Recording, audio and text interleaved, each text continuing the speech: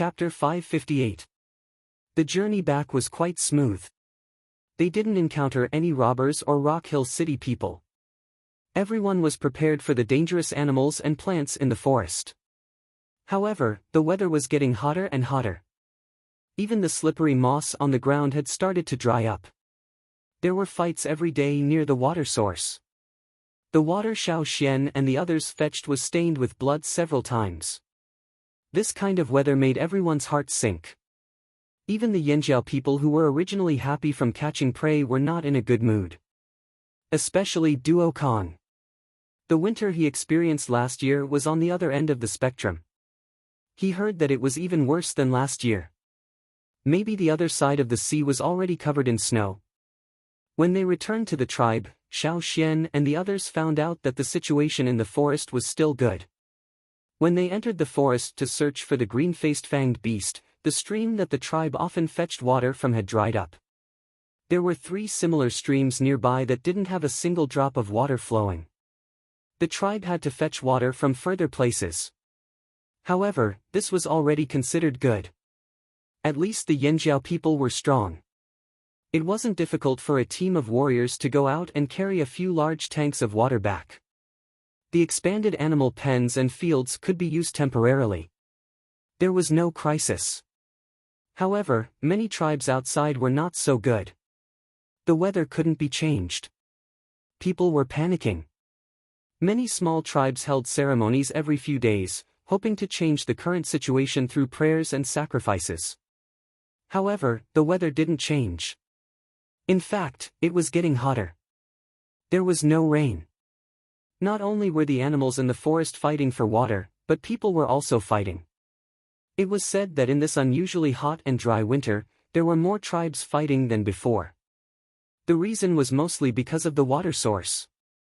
Most tribes were located near water sources. In the past, when there was no water shortage, it was fine. However, now that there was such a situation, the conflicts escalated. After all, not every tribe was as close to the forest as Yanjiao. In order to survive, fighting was inevitable. After leaving the forest, the people from the other tribes did not stay in Yanjiao for long. Not only were they worried about the green-faced fanged beasts, but they were also worried about the harsh living conditions brought about by the current climate. They had to hurry back to their tribes as soon as possible.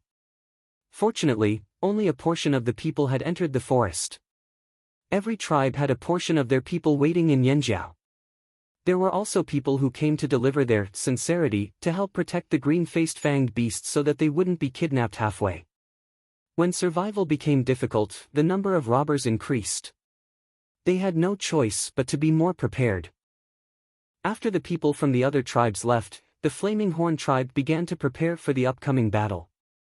The green-faced fanged beast that he had been looking forward to all day was finally back. It was time for the next step.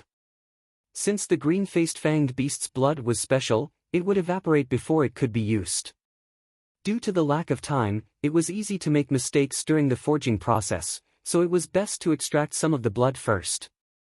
For this reason, Xiao Xian used a bamboo tube to make a simple syringe. It was as thick as a child's arm and nearly half a meter long. The inside of the syringe was polished and cleaned many times to prevent too many impurities from affecting the forging process. The piston was made of resin, taken directly from the plants in the forest, and connected to the piston rod. The needle was made from a type of bird's bone. Their bones were hollow. He chose a bone that was thin and hard enough. One end was connected to the syringe, and the other end was sharpened to make it easier for the needle to pierce. If it was too thin, it wouldn't be hard enough and would break easily. After it was done, Xiao Xian tried a few times to get some water. It was okay, it didn't leak. Seeing Xiao Xian make something like this, everyone felt very curious. When Xiao Xian used the syringe to get water, they knew what it was for. Naturally, they were very excited. Of the 9 green-faced fanged beasts, 2 were given to the Hui tribe, so there were 7 left. Now, 7 of them were still unconscious. When Xiao Xian and the rest came back, they showed signs of waking up. They only calmed down after a few injections. It was very strange. The green-faced fanged beasts rarely opened their mouths except when they were eating. Even when they were asleep, their mouths were tightly shut, and only their nostrils were breathing. Xiao Xian wanted to give them some medicine, but he couldn't. He could only prick them. "You can just use this." Ao and Jingluo stood behind Xiao Xian, watching him suck the water out of the jar with the syringe and then inject it into another jar. "Let's try it." Xiao Xian wasn't sure before trying it. Who knew if the green-faced fanged beast's blood would react with the bamboo and resin? "Drag one over." Xiao Xian gestured for Duo Kong to get the prey. Duo Kong glanced at the 7 green-faced fanged beasts on the ground and picked the fattest one. It happened to be the first one Xiao Xian caught, the one with a broken fang. Although it no longer had a round belly and had lost a lot of weight, it was still a lot fatter than the others. It was no wonder Duo Kong picked it and carried it over. Looking at the green-faced fanged beasts in front of him, Xiao Xian thought that if he could successfully extract their blood this way, he wouldn't have to kill them all at once. After all, he didn't know how much to use and when to use it. He had to try again and again, and if he failed, he would have to start all over again. 7 seemed like a lot, but if he failed every time, would he have to go back into the forest to catch more? He had only been back for less than a day. Xiao Xian squatted down and avoided its long fangs. He looked at the distribution of its bones and determined where its internal organs might be. Then, he took out a dagger and made a cut on its chest. It wasn't a deep cut. It only broke the skin, and not much blood flowed out. The skin of the green-faced fanged beast was too thick, and the bones Xiao Xian picked were thin. To prevent the needle from breaking, he first used the dagger to break the skin. Green blood flowed out, and soon, it made a sizzling sound. It was like boiling water, and it evaporated at a speed visible to the naked eye. Ao and Jingluo had only heard about it before. Now that they saw it with their own eyes, they knew how special this beast's blood was. The green-faced fanged beast's self-healing speed was very fast. Xiao Xian didn't wait for the wound to heal before stabbing it in. He didn't pierce it too deeply. The needle went in at a slanted angle. As he inserted the needle, Xiao Xian pulled the plunger out of the syringe. Although he couldn't see what was going on inside the bamboo tube, Xiao Xian could feel if there was blood flowing out when he pulled the plunger. When he felt that there was blood flowing into the bamboo tube, the force needed to pull the plunger would be much smaller. It would be even better if the needle pierced into the blood vessels. Feeling the blood flowing into the bamboo tube, Xiao Xian sighed in relief. This method was still feasible. This was just an experiment. Xiao Xian kept the needle in the same position as when the blood was flowing out. After drawing out nearly 1/3 of the blood, he stopped. The wound on the green-faced fanged beast had healed. When Xiao Xian pulled out the needle, it took some effort and he almost broke the needle. After pulling out the needle, the wound on the green-faced fanged beast's body healed quickly. There were no visible marks on the punctured area. Xiao Xian pushed the plunger of the syringe and squeezed out half a drop of green blood. There was a sizzling sound in the air. Soon, the drop of blood evaporated and sealed the needle. There was no more sizzling sound. This proved that the blood in the bamboo tube was still there for the time being. Everyone let out a sigh of relief. This method worked. It meant that they could use this method to extract blood and send it to the casting room to be used during casting. Chapter 559. Once the blood had been extracted, the casting process would begin soon. They did not know how long the blood would last in the bamboo tube, nor could they guarantee that the blood would not deteriorate. That was why they had to start as soon as possible. In the casting room, all unrelated people were chased out. Even if they wanted to watch, they could only wait outside. Other than the 2 chiefs and the 3 team leaders, the other team leaders could only walk around in circles, craning their necks but to no avail. The casting process was still the same as the slave master's mud casting method. They poured molten alloy liquid into the mold. Most of the casting materials were mud. However, this casting process was different from the past. Everyone was more careful with every step. This was an experiment using the green-faced fanged beast's blood. It was an important turning point. If they succeeded, the tribe's bronze wares would be upgraded to a higher level and the use of stone tools would gradually be replaced. After all, if the new bronze wares were hard enough and sharp enough, or as Gong Jiaheng said, if they could cut through stone, many people would choose to use bronze wares. The clay used for casting had been dried in the shade for a long time and repeatedly smashed to a high degree of maturity.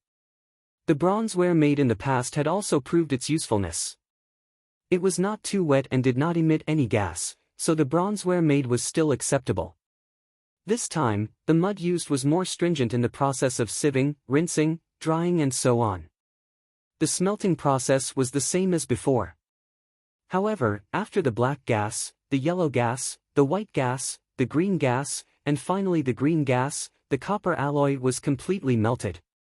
According to the previous process, the casting process was ready. However, this time was different. Before the casting process, the green-faced fanged beast's blood would be added. When Xiao Xian saw the words on the mountain wall of Gongjia Valley, it mentioned when to add the beast's blood. However, it did not explain the details, so Xiao Xian could only guess. He removed the needle from the syringe. Green blood flowed out from where the needle was connected to the bamboo tube, making a sizzling sound. Just drip it. The craftsman beside him was so nervous he was stuttering. What else could he do? It was impossible for Xiao Xian to ask a Gongjia family member, so he could only try pouring it in. Xiao Xian held up the bamboo tube and let the beast blood drip out from the small hole connected to the needle into the molten copper alloy liquid. The sizzling green blood made the people who were staring at the scene feel as if their hearts were being roasted on a hot stone slab. It was a torment. He was nervous, anxious, and his entire body was stiff. He didn't dare to move or make a sound, for fear of disturbing the other side's movements. The blood dripping into the copper alloy liquid stopped abruptly with a sizzling sound. It did not evaporate like Xiao Xian and the others had expected. Instead, it spread out in the copper alloy liquid. Poof! As the blood gradually dripped down, a green flame suddenly emerged from the alloy liquid. The body of the flame was not very high. The layer of flame that was stuck to the surface of the alloy liquid was not even as high as the pinky finger. The fire was still burning and the alloy was still melting. More and more blood dripped from the bamboo tube. The surface of the alloy liquid was covered in a layer of green flame. At the same time, the alloy liquid inside churned, but there were no bubbles. There was only a burning green flame. The color of the alloy liquid was changing. It darkened slightly and was no longer gold. As the alloy liquid churned, the color became uniform. When the beast blood was used up and there was no more, the green flame in the alloy liquid gradually disappeared. Then, the casting process would begin. Outside the forging room, Mai and the other team leaders, as well as Tua, Xiang Chen, and the others who knew the secret of the metal wares, were all waiting outside. They wanted to listen in to satisfy their curiosity, but until now, there was nothing they wanted to know. The two leaders were too calm. Even if they exclaimed in surprise, it would have been better than remaining silent all the time. After a long while, the sound of forging came from the room. Forging, carving, annealing, sharpening, although everyone was nervous, the work was carried out in an orderly manner. Other than giving instructions, no one asked or said anything else. The two chiefs also became a part of the background. They stared nervously at the broad copper knife that was almost finished. The knife looked rough and did not have much beauty. But in the eyes of the people in the room, it was a peerless beauty. It was different from the previous bronze wares. Although it was not finished, it gave people the feeling that it was on another level. In the sky outside the room, the sun was hanging high in the sky. At dusk, the afterglow of the setting sun shone everywhere. The shadows of the people waiting outside were elongated. Inside the room, Xiao Xian held the newly cast copper knife and wiped it with a piece of animal skin. The biggest difference between this saber and the bronze weapons from before, and also the most eye-catching part of it, was its color. It was not gold, nor was it silver-white, silver-gray or even reddish like the other bronze wares. It was green. The overbearing broad blade was dark green in color. It was reserved, but it was ferocious. Xiao Xian stared at the knife, his eyes reflecting the cold light of the knife. He threw away the animal skin he was wiping and ran his fingers along the edge of the knife. Then, he flicked it lightly. It was like the whistling of the wind, but also the vibrating sound of the sharp blade. When it reached his ears, it felt like something was charging through his blood. Green bronze wares. Most bronzes would only turn green after they had rusted. But now, this newly forged bronze saber was actually a deep, dark green color. Did it succeed? That was the question everyone wanted to know. The chiefs and team leaders did not know. Only Xiao Xian and the craftsmen who were in charge of hammering and carving knew that this knife was much harder than the other bronze wares.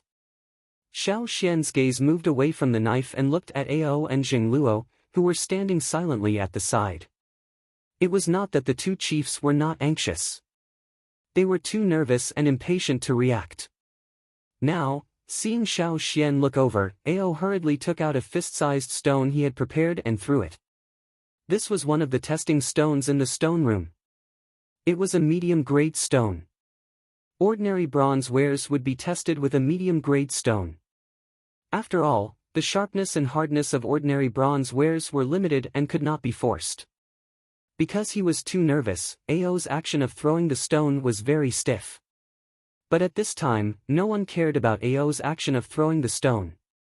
They stared at the stone that was thrown up, and then looked at the knife in Xiao Xian's hand. Their eyes swept back and forth quickly, for fear of missing any details. At that moment, they even forgot to breathe. Xiao Xian held the bronze knife with both hands, took a step forward, raised it, and then chopped down at the stone in the air. Bang! The blade struck the rock hard, and the fist-sized rock broke into two halves. Clean, neat, and smooth. And there was not a single scratch on the blade. Whether it was sharpness or hardness, it was much stronger than the previous bronze wares. Chapter 560. The first stone was a medium-grade stone. Even if it could be cut with bronze tools, it would not be able to cut a stone of this grade in half so easily. The breathing of the people in the room suddenly became heavy as they stared at the cyan bronze knife in Xiao Xian's hand. Let's try again. Xiao Xian gestured for Jingluo to bring the stone closest to the edge of the shelf. The stones placed there were at least medium-grade stones. There were also some scraps of high-quality stones left over from the polishing of tools. They were placed here as testing stones. When they heard that Xiao Xian was going to test his knife with medium-grade stones, the two chiefs' hearts ached. What if the knife bent? What if there was a nick in the knife? However, after Xiao Xian tested his knife, they fell silent. Because he was worried about his knife, Jingluo tossed a medium-grade stone up. It was still a little off from a high-grade stone, but Xiao Xian's bronze knife easily left a nick in it. Although it did not cut the stone in half like before, the result was enough to satisfy everyone in the room. This knife is similar to the one Gongjiaheng made, right? Zheng Luo took the knife from Xiao Xian and carefully touched the spot where he cut the stone. There was no nick. Back when they were on the other side of the sea, Gongjiaheng had returned from Gongjia Valley to visit the Flaming Horn tribe. The rock he used to test his sword on was also above average grade and had a similar hole. That was why Zheng Luo was reminded of what happened back then. That was made by the Gongjia craftsman. And the one in his hand was no worse than the one the craftsman made. Zheng Luo was instantly filled with pride and heroism. He wanted to shout out loud to let the world know. Look, this is a weapon made by the Yanjiao tribe. It's no worse than the Gongjia people. In terms of craftsmanship, Yanjiao could not compare to the talented Gongjia family. However, they had other ways to close the gap. Look, isn't it done? Of course, if Gongjiaheng had green-faced fanged beast blood, he could definitely make better weapons. But they didn't have that. Zheng Luo and Duo Kong couldn't help but feel smug. If the Taiha people were here, they would probably be shocked. After all, the Taihe tribe had always been better than the Yanjiao tribe in terms of farming and casting. They really wanted to see their expressions.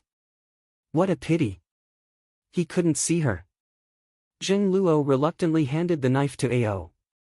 He had already seen it. There were others waiting to see the first Yanjiao bronze knife. Opening the door to the stone house, Zheng Luo had a complicated smile on his face. His steps were light and he shook as he walked, causing the small leaders outside to glance at him.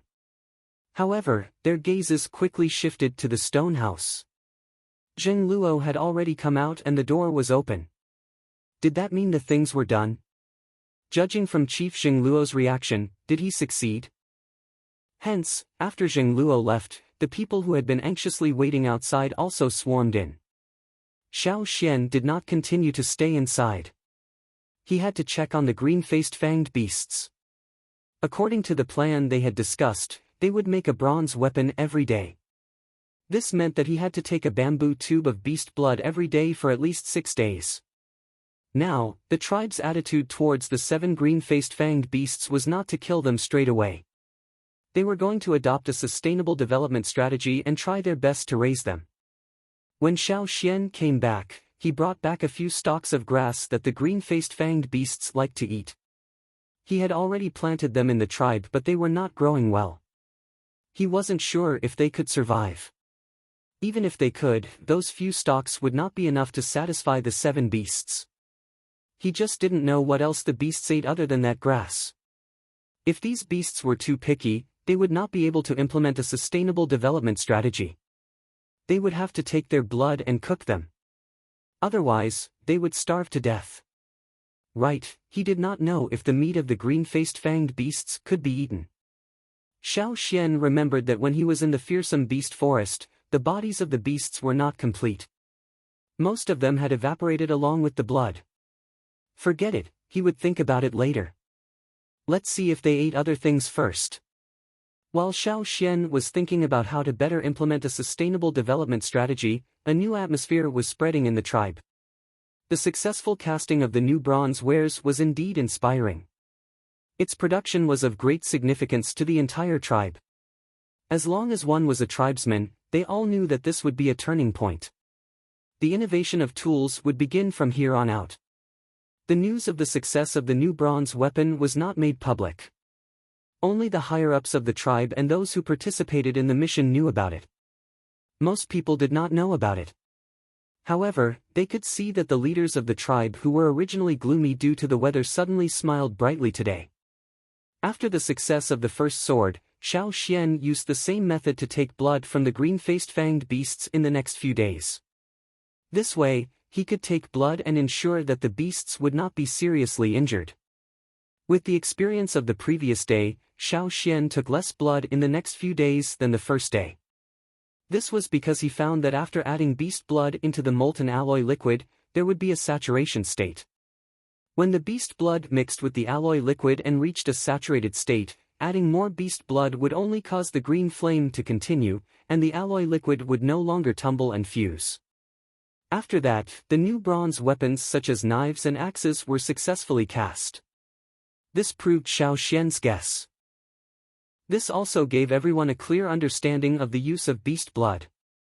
They could roughly calculate how much beast blood was needed for the alloy liquid.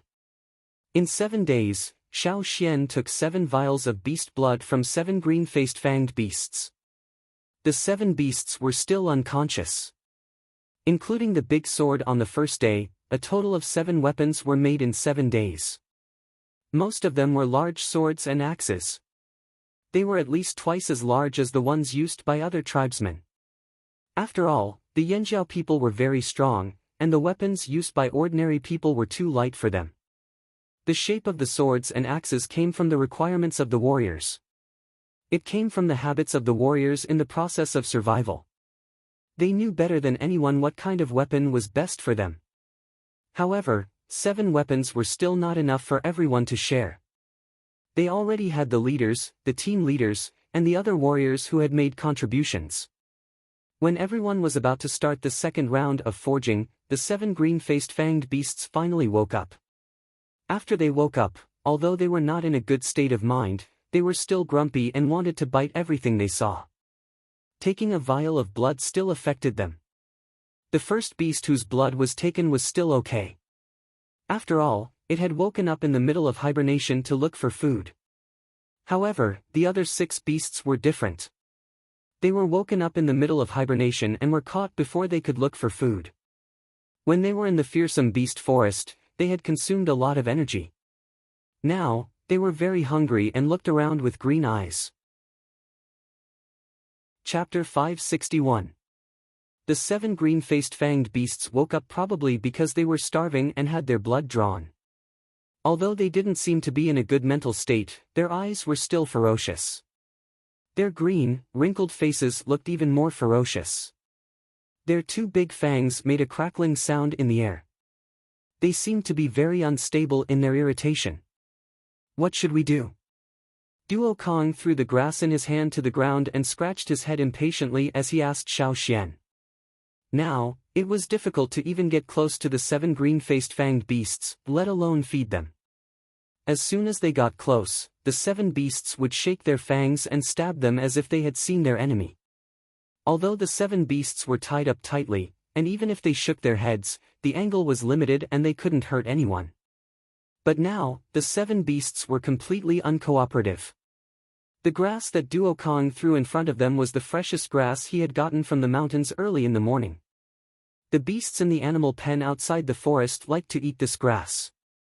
Unfortunately, the 7 beasts didn't appreciate it at all. They didn't even look at it and tried to stab Duo Kong with their fangs. This grass doesn't look that different. Why aren't they eating it? Duo Kong sat cross-legged on the ground and looked at the 7 beasts who were glaring at him. How about I go and pull some of that grass over? Mai asked. It was just planted. Plus, there are only a few of them over there. Even if they eat it, there isn't enough grass. Duo Kong shook his head. He didn't think it was a good idea. If the 7 green-faced fanged beasts continued to be like this, not letting anyone get close to them, being hostile to everyone, and being picky about their food, they could only cook them. Even if they couldn't cook them, they could still keep their fangs and bones to make bone tools. Xiao Xian looked at the 7 green-faced fanged beasts that were struggling and breathing hard. He decided to give it a try. For the past few days, he had been thinking about how to deal with the 7 green-faced fanged beasts. There was a huge demand for new bronzes in the tribe, and it was not a good idea to go back and catch the green-faced fanged beasts now. The weather was getting hotter and hotter, and the beasts in the forest were fighting for water. The fighting was getting more intense, and the hinterland of the forest was getting more dangerous. It was not a good time to enter the forest. If they could raise these 7 beasts and take their blood every 7 days, these 7 beasts would continue to live, and the tribe would be able to obtain what they wanted from them. If he wanted to raise it for a long time, he couldn't keep it tied up all the time. It would be best if it was obedient. To make them more obedient, it was impossible to domesticate them. Their tempers had long been cultivated. Xiao Xian thought about it, and there was only one way: to enslave them. Ji Ju had once said that the first slave would be the most loyal of all the slaves, and the one with the closest connection to the slave master's consciousness. No matter how good the other slaves were, they would always be a little worse. This was the commonality of slavery, so when choosing the first slave, one must be very cautious. However, Xiao Xian already had his first slave, and his loyalty was indeed very high. Other than that, Xiao Xian really hadn't enslaved anyone else.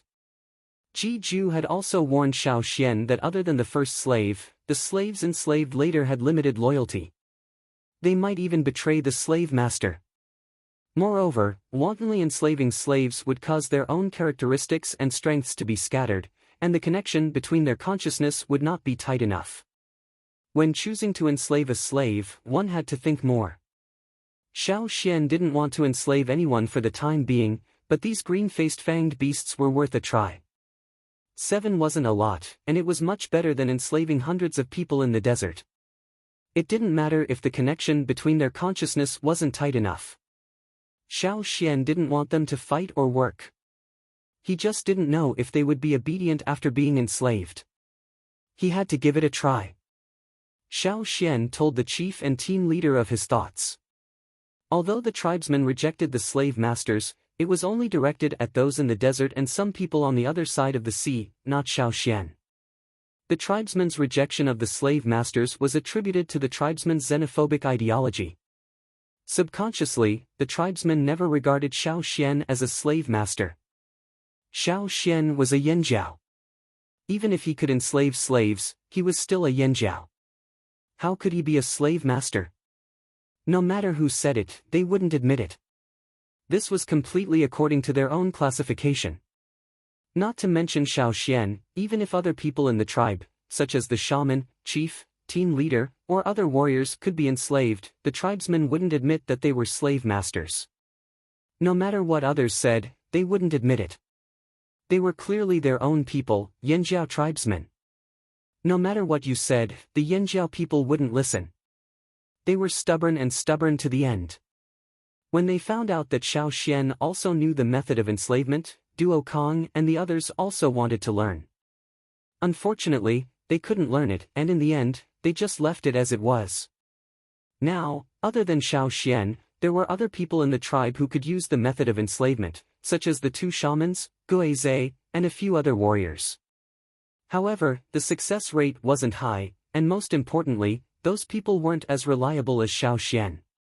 Instead of asking them to enslave the green-faced fanged beasts, it was better to let Xiao Xian give it a try. At the place where the green-faced fanged beasts were tied up, there was no one else other than Xiao Xian and a few other leaders. There were also warriors guarding outside, and they wouldn't let unrelated people near. Xiao Xian glanced at the green-faced fanged beasts, and walked to the one with a broken tooth. Seeing Xiao Xian, the green-faced fanged beast probably recognized him. It struggled hard, and the murderous intent in its eyes shot out. If it wasn't tied up at this moment, it would probably rush towards Xiao Xian and fight to the death. Unfortunately, now that it was tied up, it wasn't in good spirits. After struggling for so long, it was hungry and weak, and its strength was a lot weaker. It couldn't attack Xiao Xian. Staring at the green-faced fanged beast in front of him, Xiao Xian reached out his hand. Xiao Xian hadn't used the power of enslavement for a long time, and according to the rules of power flow in his memory, he slowly mobilized the power of inheritance. Xiao Xian's aura suddenly changed in an instant. In his mind, the totem flame violently rolled, and the shell wrapped around the totem flame became brighter. 5 blue flames came out of it, and the momentum was like a dragon. They rushed directly through his arm and reached Xiao Xian's 5 fingers. Puff, the blue flames came out of Xiao Xian's hand. The green-faced fanged beast that was struggling to breathe suddenly seemed to be extinguished. Not only the one in front of Xiao Xian, but the other 6 also stopped struggling, and their eyes were fixed on Xiao Xian. The blue flames wrapped around his hand, and he reached out to the green-faced fanged beast in front of him. Whoosh! A gust of wind suddenly blew in the house, and there seemed to be layers of ripples flashing in the air. The few warriors guarding outside the house were a little uncertain when they heard the wind. They looked at the trees and the weeds on the ground outside, and they didn't move much. How could they hear the wind? However, the wind was getting louder and louder, and the warriors guarding the house couldn't ignore it. Some of the small gaps in the house's doors and windows were pushed out, making a sharp sound, as if something was roaring and was about to rush out. Chapter 562. When the wind stopped blowing, the enslavement of the 7 green-faced fanged beasts was complete. However, the 7 green-faced fanged beasts were unconscious again. The specific results of the enslavement could only be determined after they woke up. Xiao Xian could feel the connection between his consciousness and the 7 green-faced fanged beasts. Although it was not as close as the first enslaved sapphire, he could still roughly understand their situation. The enslavement was successful, but these 7 beasts might not be as obedient as everyone expected. Fortunately, these 7 beasts were still very strong. They would be fine even if they were starved for 2 more days. Xiao Xian was sure of this. The next day, Xiao Xian received a report and once again went to the house where the green-faced fanged beasts were kept. The 7 green-faced fanged beasts had already woken up.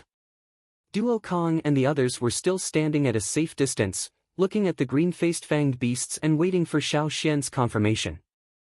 Everyone was still very nervous about how obedient these 7 new slaves would be. It would be great if they were as obedient as Sapphire. After all, the green-faced fanged beasts were too aggressive. Their fangs were also dangerous. It would be bad if they stabbed the people in the tribe. The obvious difference between these 7 beasts and yesterday was that their eyes were not as fierce as before. Especially after Xiao Xian's appearance, they were much more restrained. The frequency of their nostrils snorting decreased. When Xiao Xian approached, they did not struggle. This was a good sign. Xiao Xian walked over. The first one he picked was the one with a broken tooth. As Xiao Xian approached, the green-faced fanged beast only shook a little as if it wanted to avoid him. In the end, it stopped and did not move again. Xiao Xian reached out his hand and approached the vine rope tied to the green-faced fanged beast. It just looked at him and did not intend to attack. The fanged beast did not point in the direction of Xiao Xian either. Seeing that everyone in the house was ready to defend, Xiao Xian untied the vine rope on the green-faced fanged beast. During the process, he also paid attention to the connection between him and the green-faced fanged beast.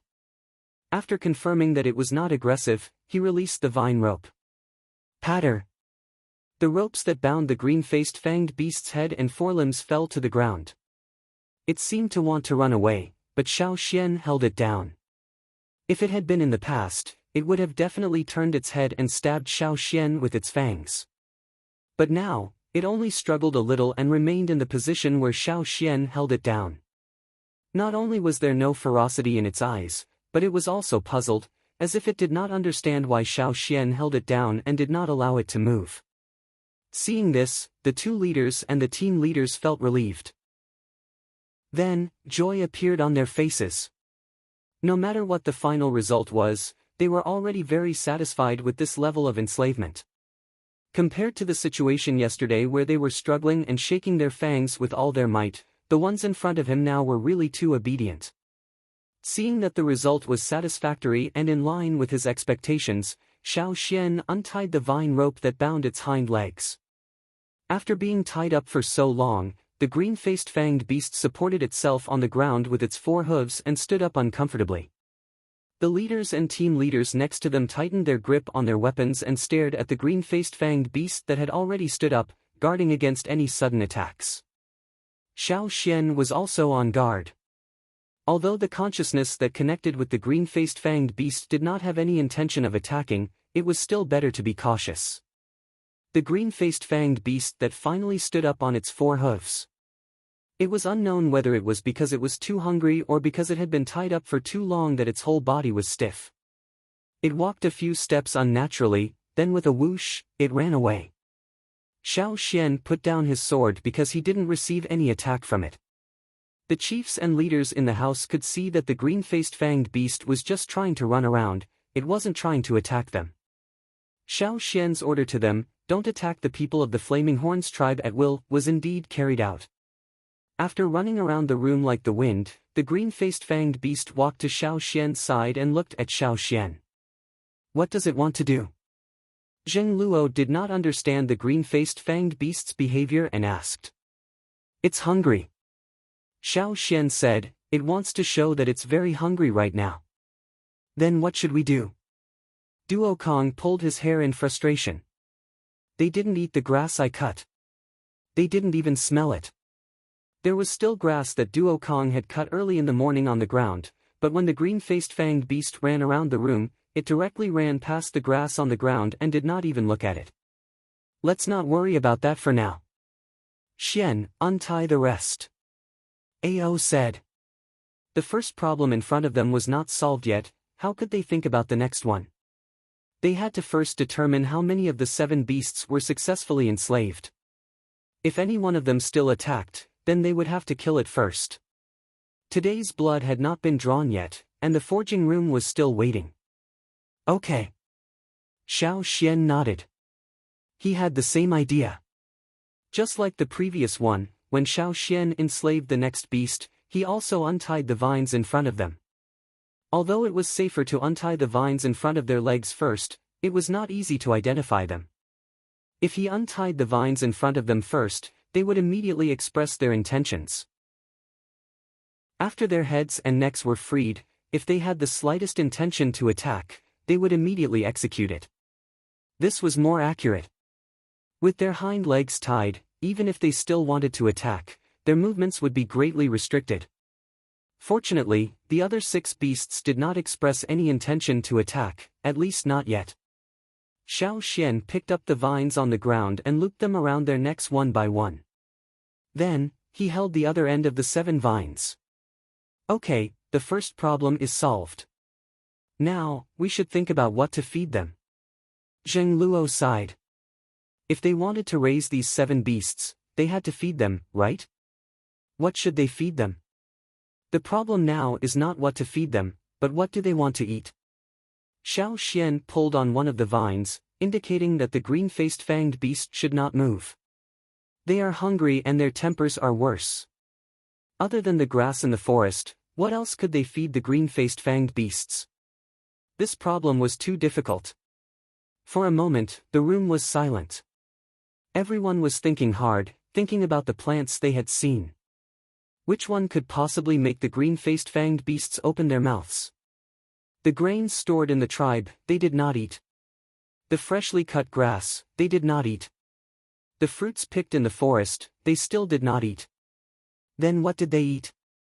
Since we can't guess what would make them open their mouths, then let them find it themselves. Xiao Xian stood up and looked at the chiefs and team leaders in the room. First, let them go to the fields to take a look.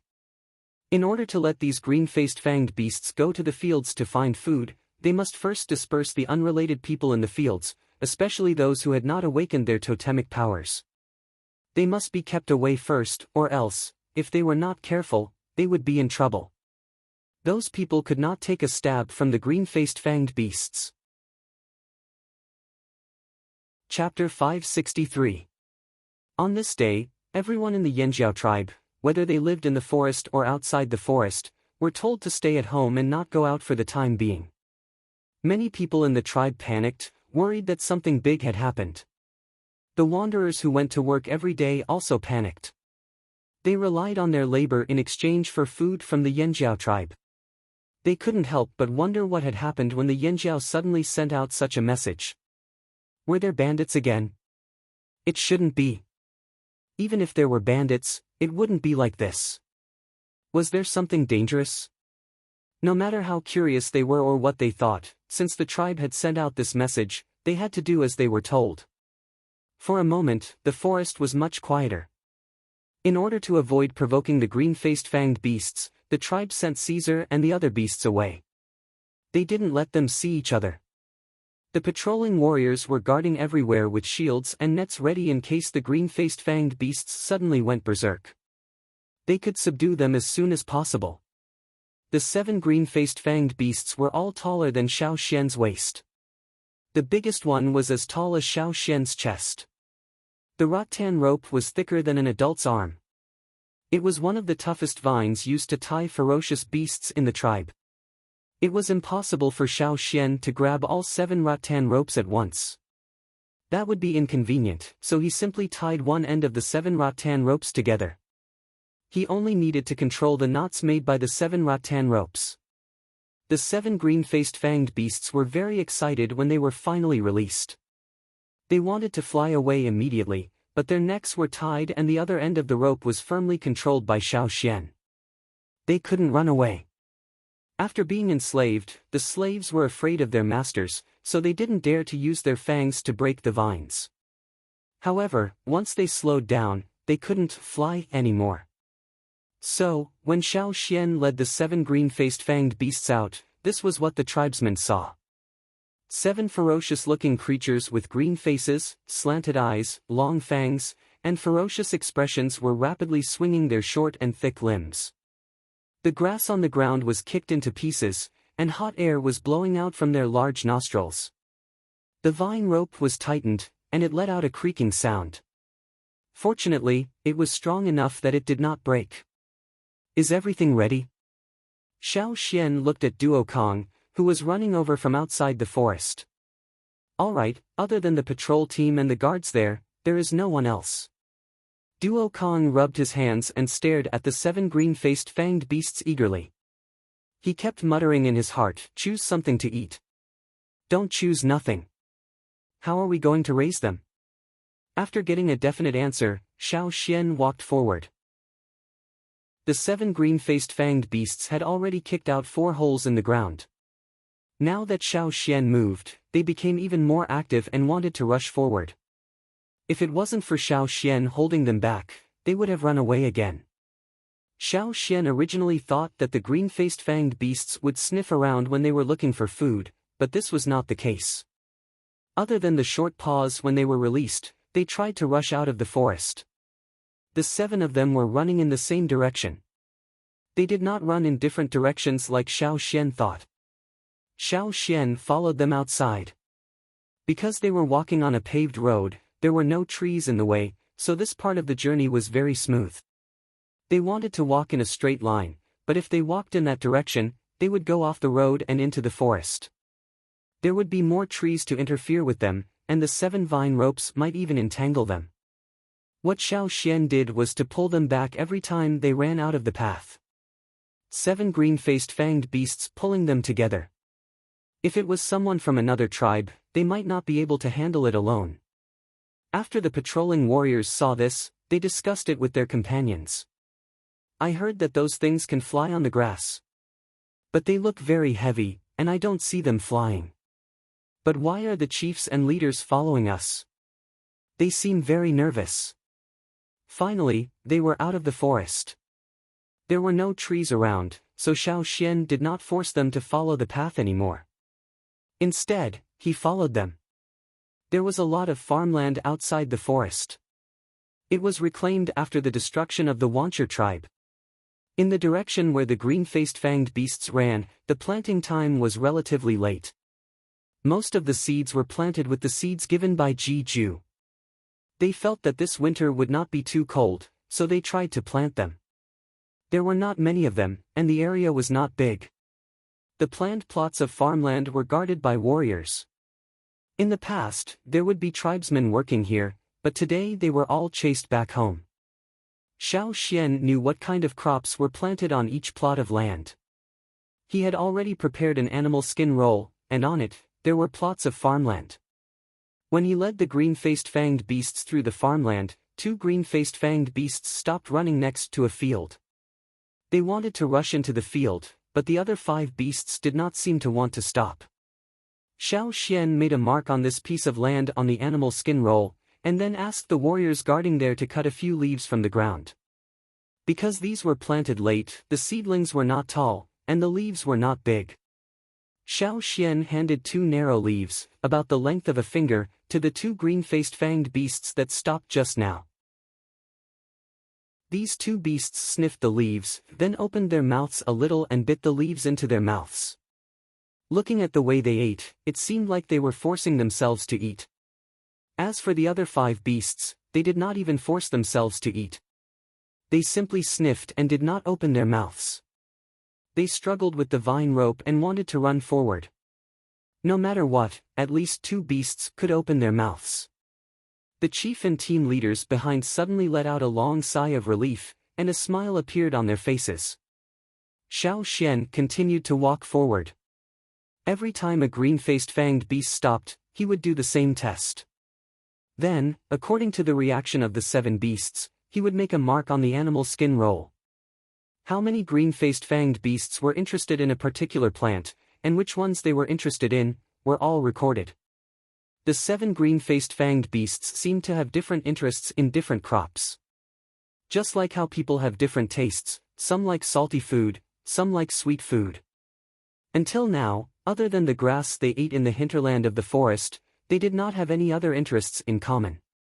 The chief and team leaders behind felt that these 7 beasts were too troublesome to raise. The food they fed was different, and they all picked the precious crops from the seeds of the Ji family on the other side of the sea. In such a strange climate, when people in small tribes had to eat tree bark and soil, they still had to feed the beasts with precious crops? It was too extravagant. Seeing that they were still struggling, Duo Kong and the others couldn't help but want to go over and twist their heads off. Moreover, a beast ate better than them. What kind of feeling was that? They had never thought about it before. If someone had told Duo Kong this before, he would have thought that the person who did this was crazy. But now, they were willing to be cheated. The Yanjiao people had mixed feelings. However, for the sake of the new bronze wares, they endured it. Eating good food and being picky was better than not eating anything at all. Now, the Yanjiao people wanted to worship these 7 beasts. After all, their blood was precious, and the casting of the new bronze wares could not be done without them. While everyone had mixed feelings, the 7 green-faced fanged beasts led by Xiao Xian stopped at the same place at the same time. Everyone raised their heads and looked in front of them. It was a fence made of tall wooden stakes. This was the place where Xiao Xian had knocked out Robber 7 with a slap. Chapter 564. Looking at the field that was surrounded by tall wooden stakes, the chiefs and leaders looked at each other, then became excited again. It was rare to find food that all 7 green-faced fanged beasts liked. Before this, they had already prepared for the complicated rearing work. Now that they suddenly saw such a scene, how could they not be happy? If the 7 green-faced fanged beasts were all interested in the cabbage planted in the field, then it would indeed be a happy thing. After all, they had transplanted a lot of cabbages, big and small. Because the meaning of this cabbage was different from other crops, the people in the tribe planned to label it as Yanjiao. They took care of it carefully and even sent people to guard it. When they first transplanted the cabbages, many of the leaves were incomplete and the growth of the cabbages was slow. After entering the rapid growth period here, they completely changed. When they were transplanted, the cabbages that were less than the height of a knee were now half the height of a person. Moreover, as long as they had enough water and nutrients, they would continue to grow quickly. The 2 shamans had planned to wait until the end of winter and during the sacrifice ceremony to give some of the cabbages to the people in the tribe as a souvenir. But if the cabbages in the field were interested in the green-faced fanged beasts, then the original plan would have to be changed. No matter what, they had to see if the 7 beasts were interested in the cabbages in the field. Xiao Xian gestured to the warriors guarding the cabbage field to pick a few cabbage leaves. He especially emphasized, pick the old leaves on the outside first. Don't break the leaves on the ball of cabbage. In addition to the ball of cabbage in the middle, there were also some leaves that extended outwards. Xiao Xian was referring to these leaves that did not form a ball. With the green cabbage leaves in hand, the 7 green-faced fanged beasts stared at the leaves in Xiao Xian's hand. However, they still glanced at the cabbage field from time to time. The 7 green-faced fanged beasts did open their mouths when they saw the cabbage that Xiao Xian handed over. They even seemed to like it. Although it might not be their favorite, they were picky eaters. Being able to accept the same kind of plant made the Yanjiao people very happy. After they finished eating the first few pieces of old vegetable leaves, Xiao Xian handed them a piece of vegetable leaf that was broken off from the vegetable ball. Compared to the previous pieces, this one was much more tender. Obviously, the 7 green-faced fanged beasts preferred the latter. Not to mention the 7 green-faced fanged beasts, even the tribesmen preferred the leaves on the vegetable balls. Should he give the cabbage to the 7 beasts while he gnawed on the old leaves outside? Just thinking about it made him feel unbalanced. Let's feed those old leaves first. We'll talk about it later, Xiao Xian said. The other chiefs and leaders had the same thought. Based on their current knowledge and outlook on life, this was the first time they encountered a situation where they ate worse than the ferocious beasts. Even those old vegetables could not be eaten by many people in the tribe. Moreover, the old leaves couldn't be picked recklessly. If the cabbage wanted to grow, it still needed these broad and green leaves to grow. Fortunately, today's goal was achieved. After walking around the field and counting, the only thing that the 7 green-faced fanged beasts liked was cabbage. As for the other crops, there were always a few among the 7 beasts that had different preferences. But it didn't matter. If the cabbage wasn't enough, they could use other crops to make up the numbers. Anyway, Xiao Xian had already recorded the preferences of the 7 beasts. These 7 beasts were also numbered with paint so that the people who fed them in the future would be able to match them. After solving the food problem of the green-faced fanged beasts, the worries in everyone's hearts were finally relieved. Because the green-faced fanged beasts had a bad temper, the tribe decided to raise them in another place. There were many mountains near the tribe, and there were large and small caves in the mountains. One of the caves in the mountains had been excavated by the tribesmen and was divided into several small rooms.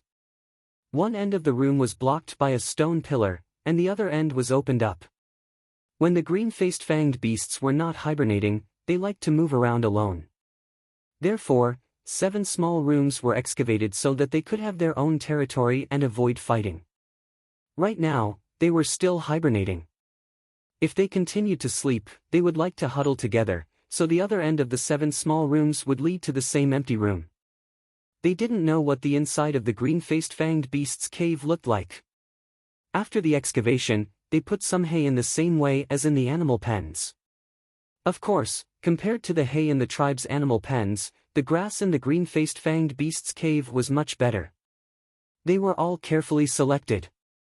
According to the tribesmen's thinking, they could eat worse food, but the weapons they used had to be better. Therefore, the grass in the animal pens of the food beasts was of lower quality. As for the 7 green-faced fanged beasts, they had to live in better conditions. If they fell sick, the blood they provided could affect the forging of the weapons. The 7 green-faced fanged beasts were placed in a new place. They were still not used to it, but right now, what they cared about the most wasn't the cave, but their stomachs. Therefore, when the vegetables and grains were placed in their respective troughs, they didn't care about anything else. They just ate first. Xiao Xian saw the way the green-faced fanged beasts ate for the first time. It wasn't that their table manners were bad, they just ate a little faster. What surprised Xiao Xian was that their stomachs were inflated. The amount of food he fed them wasn't much. If it were other beasts or humans, this wouldn't happen. However, the green-faced fanged beasts were different. The amount of food they ate was much more exaggerated than the amount they ate. This reminded Xiao Xian of the situation when he first met Broken Fanged. It was blocked at the entrance of the cave because of its round stomach. Xiao Xian thought it ate too much, but now it seemed that even if they ate a lot, it wasn't as big as he thought. Fortunately, although the 7 of them had become bigger after eating, they hadn't reached the point where they were completely round. Without food, the 7 beasts threw a tantrum for a while. They even knocked over the stone troughs and poked a few holes in them. After venting, the 7 beasts ran to the innermost room covered with hay and huddled together to sleep. Xiao Xian went in to take a look. After about half a day, their swollen stomachs shrank.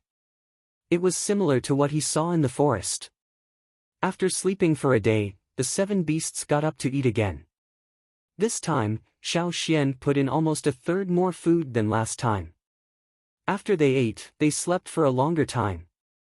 After all, it was still their hibernation time. Because he was worried that it would be difficult to raise the 7 beasts in the beginning, Xiao Xian didn't take any more blood before they woke up. If he wanted to implement a sustainable development plan, he had to be patient. Sharpening the knife won't delay the work of cutting wood. He had to raise the 7 beasts first. They had sold most of the animals in the tribe at the beginning, leaving behind only the young ones.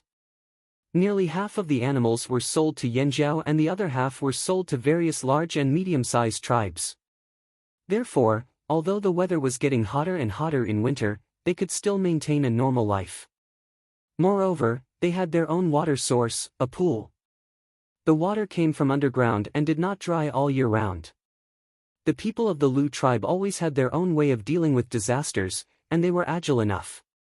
Their leaders were also very smart and decisive. Therefore, even if they encountered natural disasters, they would be able to avoid them smoothly.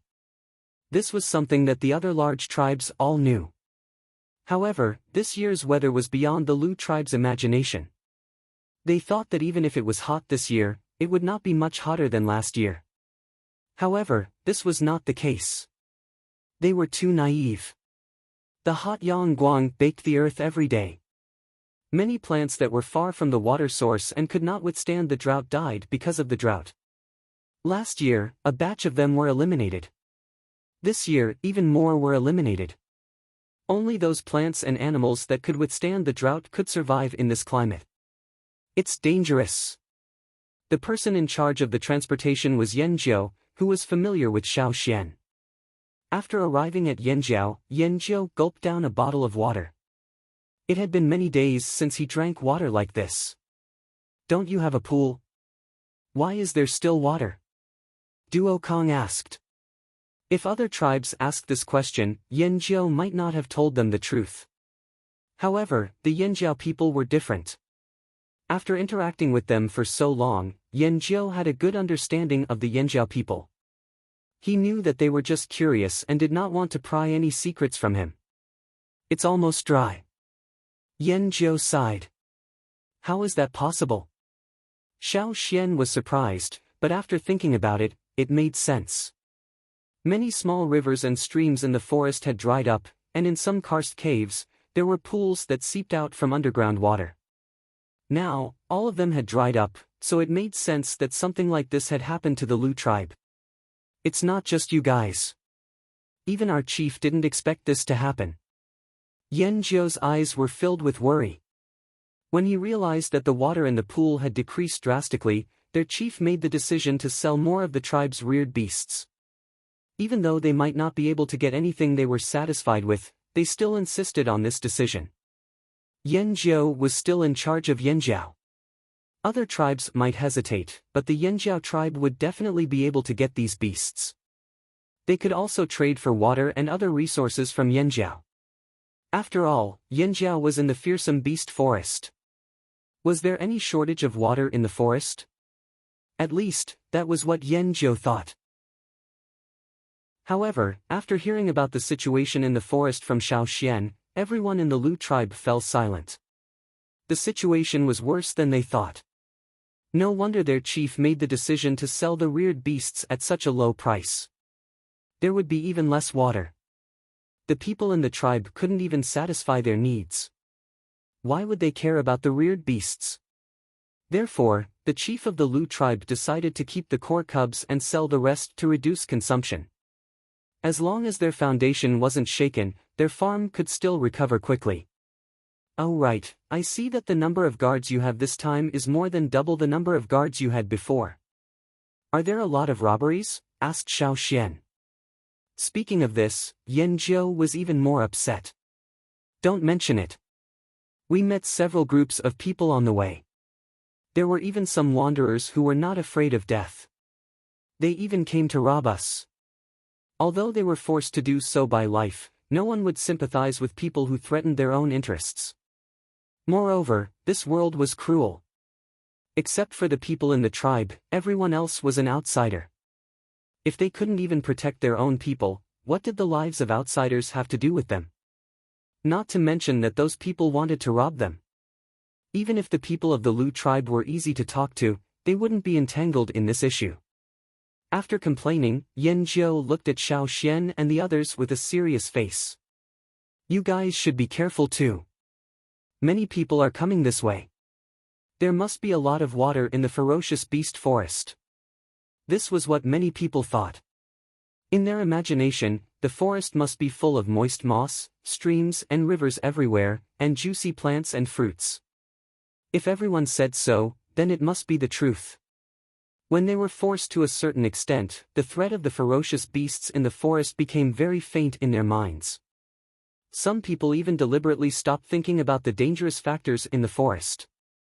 In fact, the Yanjiao tribe had already strengthened the defense and patrols around the forest. However, after hearing Yanjiao's words, the Yanjiao tribe increased the number of guards and patrols again. In the tribe, there was no such thing as winning people by virtue.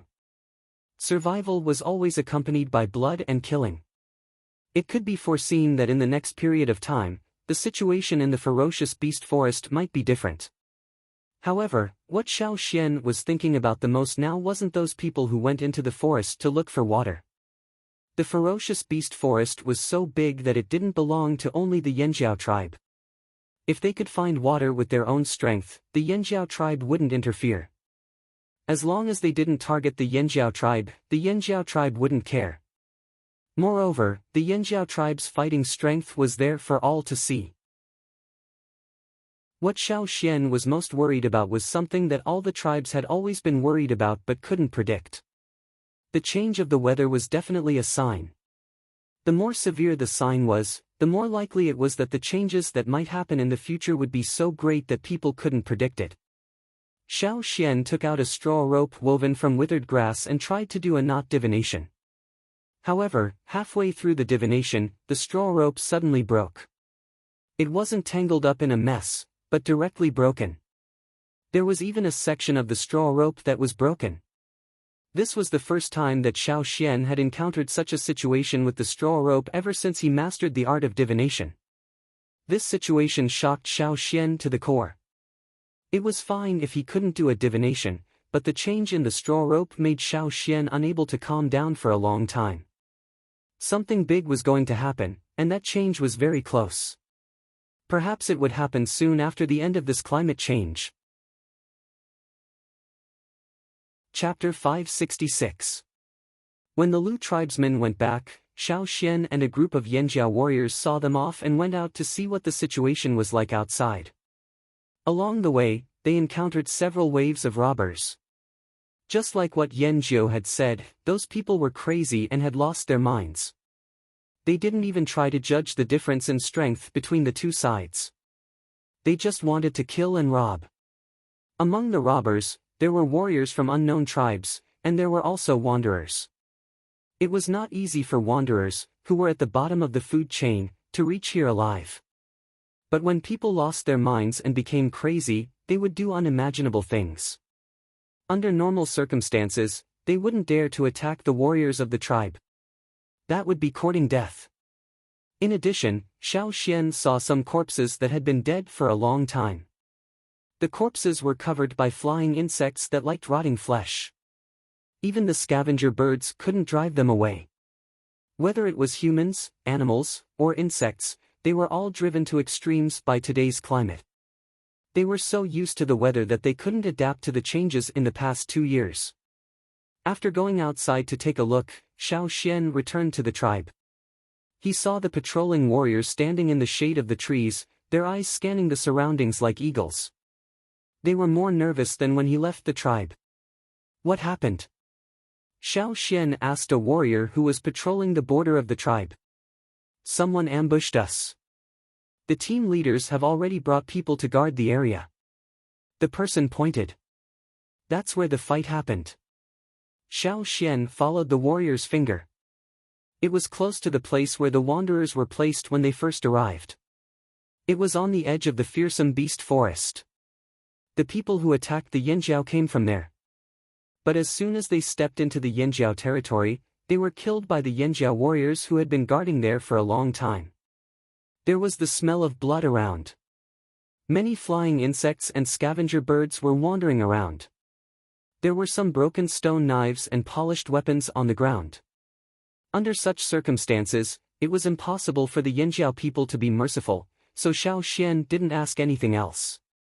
He only asked how the bodies of the invaders were dealt with. On such a hot day, it was not a good idea to just leave it there. Moreover, they didn't know if those people were sick. According to the Lu tribesmen, some of the tribes had fallen sick. How sick they were and how they got sick, the Lu tribesmen didn't know. However, they had to be prepared for the worst. When Xiao Xian arrived, Ao was commanding his men to drag the corpses of the intruders into the forest and feed them to the beasts. At Xiao Xian's suggestion, they dragged them out of the forest and set them on fire. There were many people who took the initiative to attack Yanjiao, but they were all killed one after another, including the tourists. In the wanderer area outside the forest, someone did not return after going out. When his family went out to look for him, they only found a skeleton. That wanderer knew someone. When the Yanjiao tribe first came here, they also came here together. However, the other wanderer left halfway to rely on another tribe. Now, the weather was abnormal and survival was difficult. The wanderer came back. Because the guards patrolling outside Yanjiao didn't allow outsiders to enter, he could only use a whistle to call for his old friend. The wanderer who lived in Yanjiao's territory was soft-hearted because of their old friendship. As a result, he lost his life. Not only was his water jar stolen, but he was also stabbed several times and died. The two chiefs of Yanjiao didn't hide this matter. They just wanted to warn the wanderers not to go out and stay at home. If they didn't want to, they could leave. Because of what happened between the invaders and the wanderers, the people in the tribe who were disloyal temporarily stopped thinking about it. Whether it was the wanderers or the warriors in Yanjiao, they all behaved themselves. When the hunting team went into the forest to hunt, they also saw some human skeletons. They were all people who entered the forest from other places. Unfortunately, they didn't make it out alive. Maybe there were people who succeeded in getting food and water, but the hunting team didn't meet them. Days passed, and the weather was still hot. Whether it was people or beasts, they were all dispirited by the heat. Xiao Xian made a pair of copper scissors. It was only used to cut hair and fur of ferocious beasts, so it was only cast in the ordinary way. Compared to a knife, scissors were much more convenient to cut hair and fur. Because the weather was too hot, sweat stuck to their messy hair and mixed with the dust, forming clumps. Many warriors were too lazy to take care of their hair. They simply tied their hair with straw ropes and put on a hat made of leaves before they went out to carry out the mission. Because of the lack of water, even if they could find water in the ferocious beasts' forest, they couldn't bathe every day. Therefore, day by day, their hair was knotted and difficult to comb. It was like they had returned to the beginning. They gradually let go of the habit of combing their hair. The scissors made by Xiao Xian helped them a lot. They came one by one to borrow the scissors to cut their hair. At this time, there was no concept of our bodies, hair, and skin were given to us by our parents. We didn't dare to damage them. It was the beginning of filial piety. They just cut their hair according to their own preferences. Usually, they wouldn't be willing to cut all their hair. After all, they had to wear animal teeth and bone ornaments in their hair to show off. But now they were too hot and couldn't take a shower, so cutting all their hair would save them a lot of trouble. Therefore, there were many more hairy bald men in the tribe. In addition to the warriors of the tribe, Xiao Xian cut some hair for Caesar and the other beasts that had thick hair. However, it was difficult to cut the hair of ferocious beasts with ordinary scissors. After several attempts, Xiao Xian gave up and lent the scissors to the people who looked after the animal pens. There were some animals with thick hair. They should have been slaughtered in the cold winter to keep their fur. Looking at the thick hair on their bodies, they looked unbearably hot. No wonder those animals were half dead every day. Even if they were given water, it didn't have much effect. The hot weather slowly passed as people prayed and cursed. When two thin crescent moons appeared in the dark night sky, the entire Yanjiao tribe, no, it should be said that almost all the tribes, people, and beasts on this land breathed a sigh of relief. Some even cried tears of joy. The appearance of the two crescent moons meant that according to the time, winter had passed. This kind of winter, for the people on this land, was simply suffering every minute and every second. They had never experienced winter like this before. After the end of winter, did it mean that this kind of weather would completely leave them and everything would return to normal? Everyone was looking forward to it. After the appearance of the two moons, on the second day of Yanjiao's sacrificial ceremony, the temperature began to drop. The wind became stronger and stronger. The coolness of the wind made the people who had experienced the torment of winter cheer to their heart's content. In the forest, all kinds of ferocious beasts also roared, welcoming the change. But, was the nightmare really over? Chapter 567. After the strong wind, big raindrops fell. Yangguang, which had been in the sky for a whole winter, was finally covered by thick clouds. For many people on the land, they had never felt so close to the clouds. The raindrops fell quickly, and soon, it was like a torrential downpour. The thirsty earth greedily absorbed the rainwater, and the smell of mud floated everywhere. The wanderers excitedly carried the terracotta tanks out to collect water. In the past winter, they used their labor to exchange for food and water from the Yinjiao. They didn't get much, and some people complained. But when they learned about the situation outside, no one complained anymore. They were afraid of being driven away. Although they didn't get much water, at least it was enough to support them until now. The heavy rain seemed to have extinguished the fire in the fearsome beast forest. The fierce beasts that had been irritable for a whole winter were appeased. From their carefree roars, one could guess their mood. The people in the tribe each had their own responsibilities.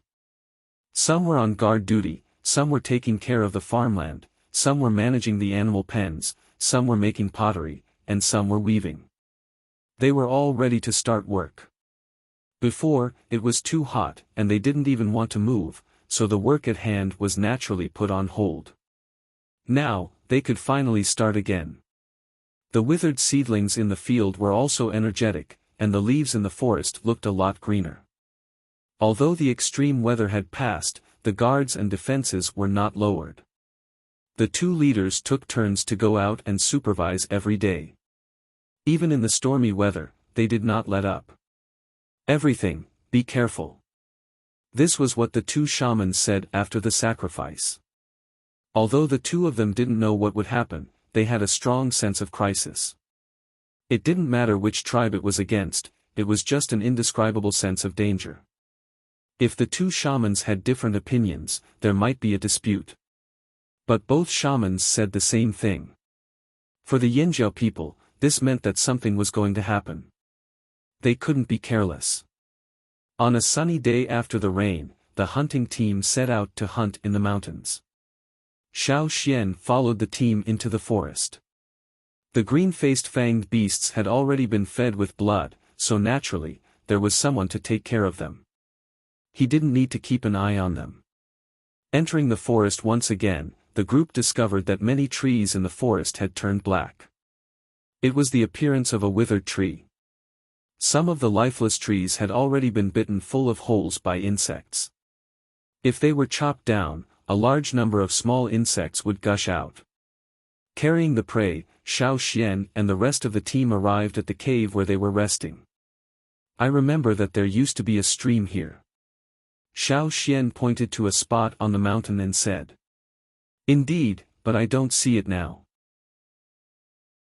Perhaps there will be no more water after the winter dries up, Mai said. He was not very familiar with the various reasons for the formation of streams. He only knew that even if the water in the streams dried up in autumn and winter, it would flow again in spring when the snow melted or a large amount of rain fell. But now, the stream in front of the mountain was gone, and he could not explain why. If it's gone, then so be it. As he spoke, Mai carried the prey into the cave. The others looked around and didn't see anything, so they followed him into the cave. Only Xiao Xian stood outside, looking at the original location of the stream. I'll go take a look at the other place, Xiao Xian said to the rest in the cave. Out of curiosity, Mai and the other warriors followed Xiao Xian. They wanted to see what Xiao Xian had found. Xiao Xian remembered that there was a river nearby. It wasn't very big, but there were often some river beasts ambushing in it. The stream had stopped flowing. Maybe it was because there was no snow on the mountain this year. The unusually hot winter had caused the snow that covered the mountain top all year round to disappear. However, the river over there was not only water from the melted snow flowing into the stream, but also underground water. It rained so heavily a few days ago. Even if the stream couldn't form, the rainwater that flowed into the river, and the water that seeped into the rocks and soil of the mountain should have risen a lot, right? It had rained quite heavily a few days ago. However, when Xiao Xian went over, he found that there were only a few small fish swimming lazily in the river. He didn't see any slightly bigger river beasts. The reason was that the river level was too low. The river was too shallow. Some river beasts didn't like diving areas like this, so naturally, they didn't appear here. Mai and the others were surprised to see such a low river level, but only for a moment. They thought that it might be because the mountain forest was too thirsty. After the rain, the mountain forest drank most of the rainwater, so there wasn't much rainwater left for the river. However, even if the mountain forest could absorb and store a lot of rainwater, what about the underground water? A rainstorm that lasted for a few days couldn't even make the river level rise? Even if the rise wasn't obvious, it shouldn't be so small. In the past, the river water here was often muddy yellow because the river beasts in the river liked to stir up the mud and sand at the bottom of the river. But now, the river water was not only shallow, but also much clearer. This meant that no river beasts had come here recently. Let's go to the next place. I remember that there is a karst cave here. When Xiao Xian hunted with the hunting team in the past, he once found a karst cave. There was a pool in the cave, but the water was red, and there were some tiny creatures swimming in it. Even if the water was filtered and boiled, it was still not drinkable. Later, Xiao Xian didn't go there again. As soon as he stepped into the karst cave, Xiao Xian's expression changed. Not only Xiao Xian, but the other warriors, who were more sensitive, also felt that something was wrong. In the past, when they came here, they could feel the cool and moist water vapor in the wind as soon as they entered the cave. There was also a faint sweet smell from the plants that grew in the cave. But now, neither the water vapor nor the smell of the plants could be smelled. Xiao Xian walked in. In the past, he could see a layer of shallow water on the ground after a few steps.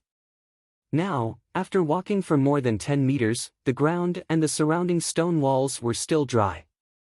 Mai held the water moon stone and lit up the surrounding area. No water. Still no water. The deeper they went, the lower the terrain was, until there were only some small underground caves left. There is no water in this cave. The Yanjiao warriors, who had just experienced a strange winter, suddenly felt that their throats were dry. How could there be no water? At this time, they understood Xiao Xian's purpose, and everyone became alert. They thought that the crisis had passed, but they didn't expect that it was still there. Looking at the ground carefully, there were some dried red things on the uneven ground of the cave. Some of them could be scraped off with a knife. These are. Mai picked up a ball of red debris scraped off the ground and crushed it with his fingers. The debris quickly turned into powder. These are the creatures that used to live in this pool. Now, they are all dead. Xiao Xian frowned and walked out. Hearing Xiao Xian's words, Mai and the others felt that their throats were even drier. Without water, would they die of thirst? After that, during the next few days of hunting, Xiao Xian went to find several more water sources. The weather looked normal, but the water level of many water sources was still falling, especially those that came from underground water. Almost none of them looked the same as before. Most of them had dried up, and those that didn't were on the verge of drying up. It was only a matter of time before they completely dried up. At the same time, in the Lu tribe, they thought that the dark period was over, but they didn't expect that the days were not so good. The water level of the pool that their tribe had always occupied had fallen even lower. It didn't rise because of the previous rainstorm.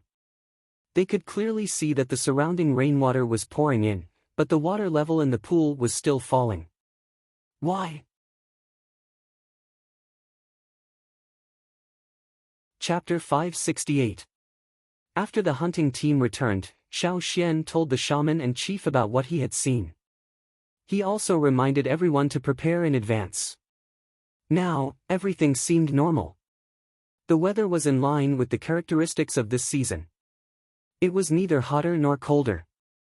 It seemed to have returned to normal. However, not only the Flaming Horns tribe, but also many other tribes on the continent, after experiencing an unusually difficult winter, the lack of water was very nerve-wracking. On this mainland, there were many streams, ponds, and small and medium-sized lakes formed from underground water. When the winter ended and the rain came, the weather returned to normal. However, these water sources did not seem to have recovered. Instead, the situation became more serious. There were not many water sources left. Because of this, the competition for resources broke out again. Spring was in full bloom. It was supposed to be full of life. However, on this mainland, there was an indescribable panic. Dried brown blood splattered on the grass by the river. The rancid smell with a residual murderous aura told passers-by what had happened here. As he listened to the news brought back by the expedition team, Xiao Xian and the other leaders of the Flaming Horn tribe remained silent. After a while, the shaman finally spoke. "Everything is a sign. We need to prepare in advance." The shaman sighed and walked slowly to the window. He looked up at the blue sky and fluttering clouds outside. "We even need to be prepared to face something similar to what our ancestors encountered 1,000 years ago." The shaman's words shocked everyone in the room. They could no longer sit still. They all jumped up as if they had been pricked. "What? Shaman, what do you mean? Do you really think that what's about to happen will be the same as what our ancestors encountered?" No matter if it was the leader or the leader, none of them could remain calm. All the preparations they had made were based on the hardships they had experienced in the past winter, but they did not think further. But from the shaman's words, could it be the same as what their ancestors had encountered 1,000 years ago? Didn't that mean it would be devastating? Jing Luo and Duo Kong looked at the old shaman who was sighing in front of the window. They then turned to the old lady who was sitting there silently. "What do you mean?" The old lady looked up and glanced at Jing Luo and Duo Kong helplessly. They had known each other for a long time. One look from the old lady was enough for Jing Luo and Duo Kong to guess what she meant. At this time, the old lady's reaction was obviously a tacit agreement with the old shaman's words. In other words, she had the same idea. Shock, fear, panic, all the emotions ran through their minds. All that was left was a blank. They were familiar with history. Although they did not experience the natural disaster 1,000 years ago, they could still understand a little bit from the handwritten notes left behind by their ancestors. Even their powerful ancestors could not avoid it, so what could they do? 1,000 years ago, a natural disaster knocked the Flaming Horn tribe off their glorious throne. What followed was a clash of different ideologies, causing the tribe to split into two. The once glorious Flaming Horn tribe fell into the dust and faded out of sight. That was the power of heaven and earth. Even the ancestors could not resist it, so how could they? So what if they knew in advance? Could it be that their ancestors could not foresee it? Even if they could not foresee the specific things, they could at least have a hunch, right? But the result was still the same. Yanjiao people might fight for other things, but if it was the same natural disaster 1,000 years ago, they were afraid. What should we do? Ao clenched his fists and trembled slightly. What should they do? That was what everyone wanted to know. Once again, the room fell into a silence that resembled the silent night. The surroundings were filled with a low pressure that made people feel cold. Even when the warm wind from outside the window blew in, it did not improve the atmosphere that had dropped to the freezing point. Everyone's thoughts were scattered in all directions. The more they thought, the more shocked they were.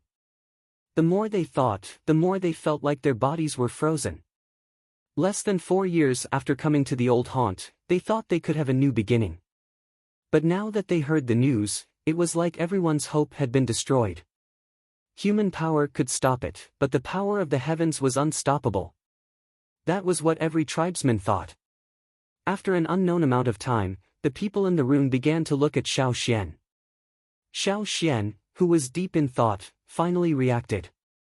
He raised his head and saw that everyone in the room was staring at him. What?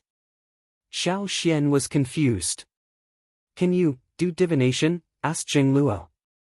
Everyone in the room knew that Xiao Xian could use not divination. "I've tried a few times before, but I didn't succeed once." Xiao Xian shook his head. The eyes of the others in the room darkened as disappointment filled their faces. They originally thought that Xiao Xian might be able to use divination to find out what the shamaness didn't know. Now it seemed that this method wouldn't work. Duo Kong scratched his stiff short hair. "Then, can we borrow the power of the ancestors?" "The power of the ancestors?" Everyone was confused at first, then looked at Xiao Xian expectantly with sparkling eyes. Yes, the power of the ancestors. Didn't the people from the other side rely on the power of the ancestors to cross the sea? It was said that not everyone could use such powerful ancestral power. Even the ancestors from 1,000 years ago could not get as much power from the bone ornaments as Xiao Xian.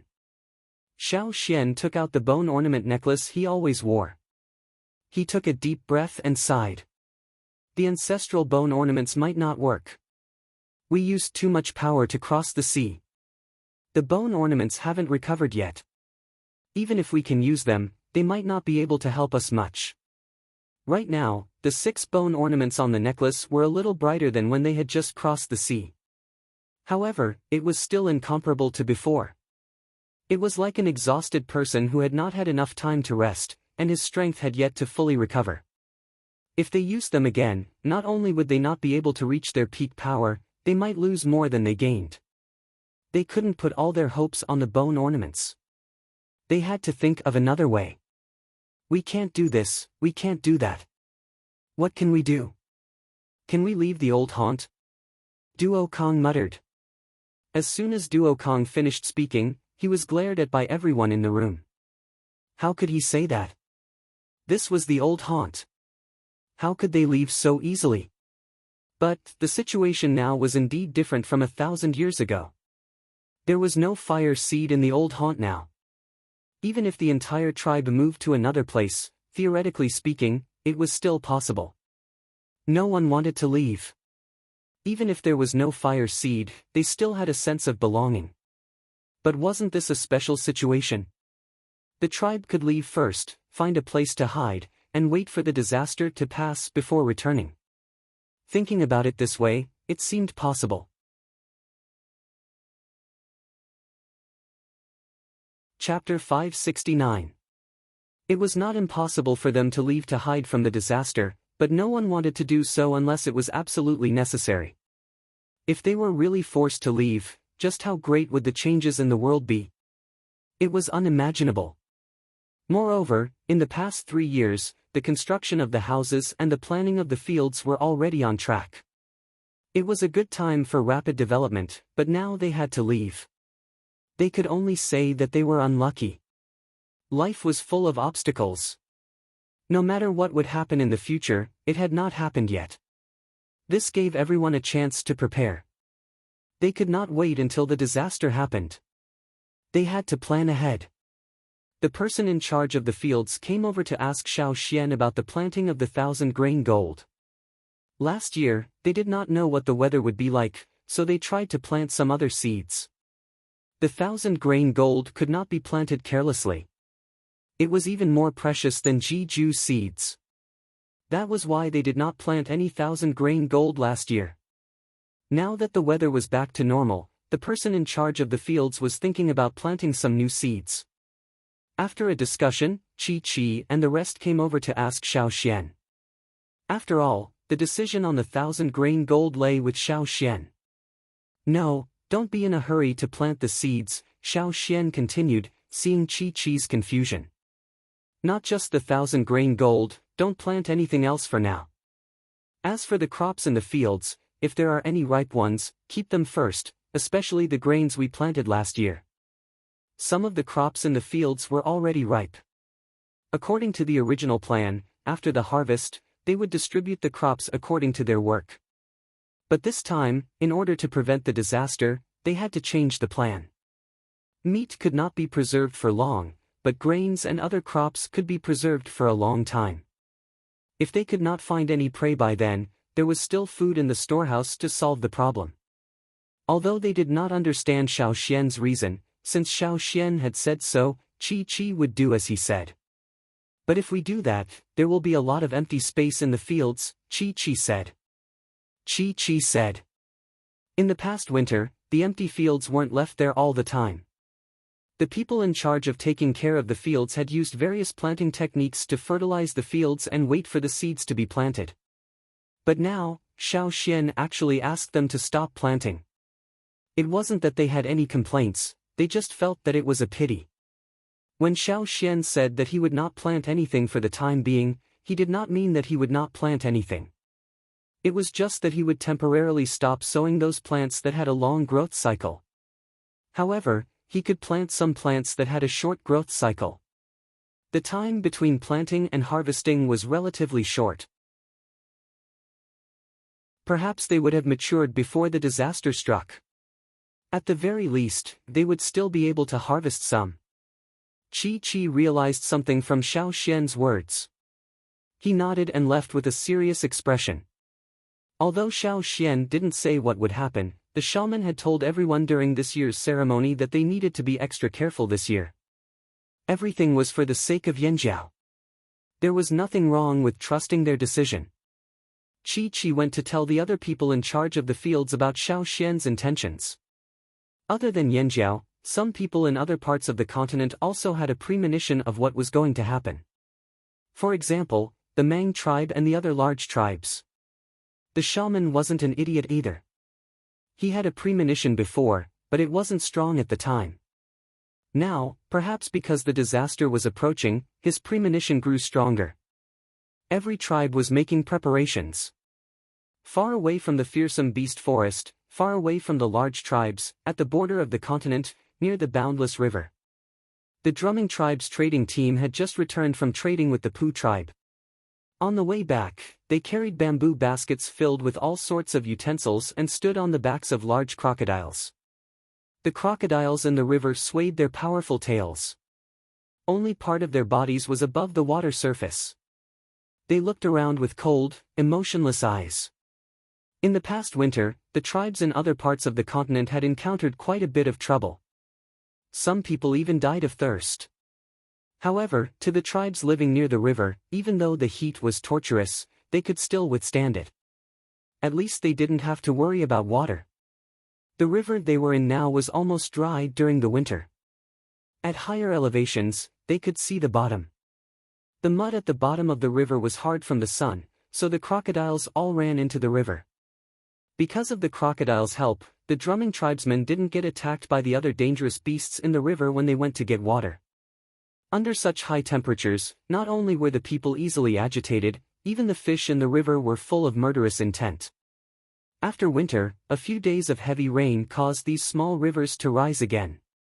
However, it was only for a few days. During this period of time, the river had obviously dropped. When the crocodiles swam in the water, their mood was much worse. "Will the river dry up again?" asked a warrior from the drumming tribe. "Who knows? But even if it dries up, we still have the river next to us. There's plenty of water there. Anyway, we won't die of thirst." Another warrior standing on the back of a crocodile said indifferently. People in the inland areas were seriously short of water, but they weren't. They didn't worry about the life and death of others. They only cared about their own tribesmen. The closer they got to the drumming tribe, the more strange the warriors became. "Why do I feel like there are a lot more fish today? I saw them too. I thought they were here to welcome us, but looking at them, it's more like what?" The warrior didn't continue, only frowning. The others had the same expression. They were familiar with the crocodiles. The tribe's totem was the crocodile.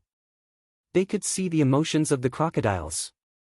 In the past, there weren't as many crocodiles swimming in the river as there were now. However, along the way, they found that the number of crocodiles in the river was more than 3 times more than before. Twice as many crocodiles was already abnormal. They would look for the reason. Now, there were more than 3 times more crocodiles. This situation made them panic. Just as the warrior said, the crocodiles didn't look like they were here to welcome them. It was more like they were hiding from something. Even if the crocodiles didn't panic, such a situation made the drumming tribe explode. The shaman spent the night looking for the reason. His ability wasn't as strong as the shamans of other big tribes. He had a premonition that something bad was going on, but he couldn't compare to those big tribes. Therefore, he wanted to find some solutions and try to find out the specific reason for the crocodile's behavior. Day after day, the people of the drumming tribe still couldn't find the reason. However, more and more crocodiles came ashore, swam into the river, and lurked in the ponds of the drumming tribe. On the contrary, there were fewer crocodiles in the river. Without the crocodiles, there were more dangerous fish and river beasts in the river. For a time, the people of the drumming tribe didn't dare to go into the river. They only dared to go to the rivers with more crocodiles. One day, the warriors of the drumming tribe who were patrolling on the river bank heard a gurgling sound. They thought it was a river beast in the water and immediately became alert. However, they stared at the river for a long time and only saw some bubbles coming out of the river. There were no river beasts. The fishes with sharp teeth in the river jumped out of the water from time to time. When they fell into the water, they jumped around restlessly. Chapter 570. The changes in the boundless river made the people of the drumming tribe worried. The changes in the river lasted for a few days, but they didn't see any big movements. It was like seeing someone throw a huge stone at them, but they didn't see the stone fall. The shaman and chief of the drumming tribe couldn't sleep for several nights. Since the changes on the other side of the river, the crocodiles in the river collectively moved their nests away from the river bank. Now their range of activity was also far away from the river bank. Even if they had to climb a long distance into the water every day, they were willing to do so. This made the people of the drumming tribe even more puzzled and worried. What on earth made the crocodiles behave like this? Until one seemingly peaceful day, the ground suddenly shook. The crocodiles that were swimming in the water panicked and climbed ashore from the river. They continued to run away from the river bank towards their new cave. The man standing on the crocodile's back was overturned. No matter how he shouted, the crocodiles didn't look back and kept climbing towards their new cave. After the earthquake, there was no more movement. When the warriors of the drumming tribe checked around, they found that there were many dead fish in the river. A few days ago, the fish that were fiercely jumping on the river and biting each other with their big mouths were now floating on the water with their bellies turned up, motionless. This. What's going on? The patrolling warriors hurried back to report this to the shaman and chief. In the following days, there would be an earthquake every 10 days or so. Moreover, the interval between each earthquake was getting shorter and shorter, and it was getting more and more intense. The people of the drumming tribe followed the instructions of the shaman and the chief. They learned from the crocodiles and moved all their houses away from the river bank. At that time, the water in many places on the mainland had dried up. The good thing was that the weather didn't change much. It was still the same as in previous years.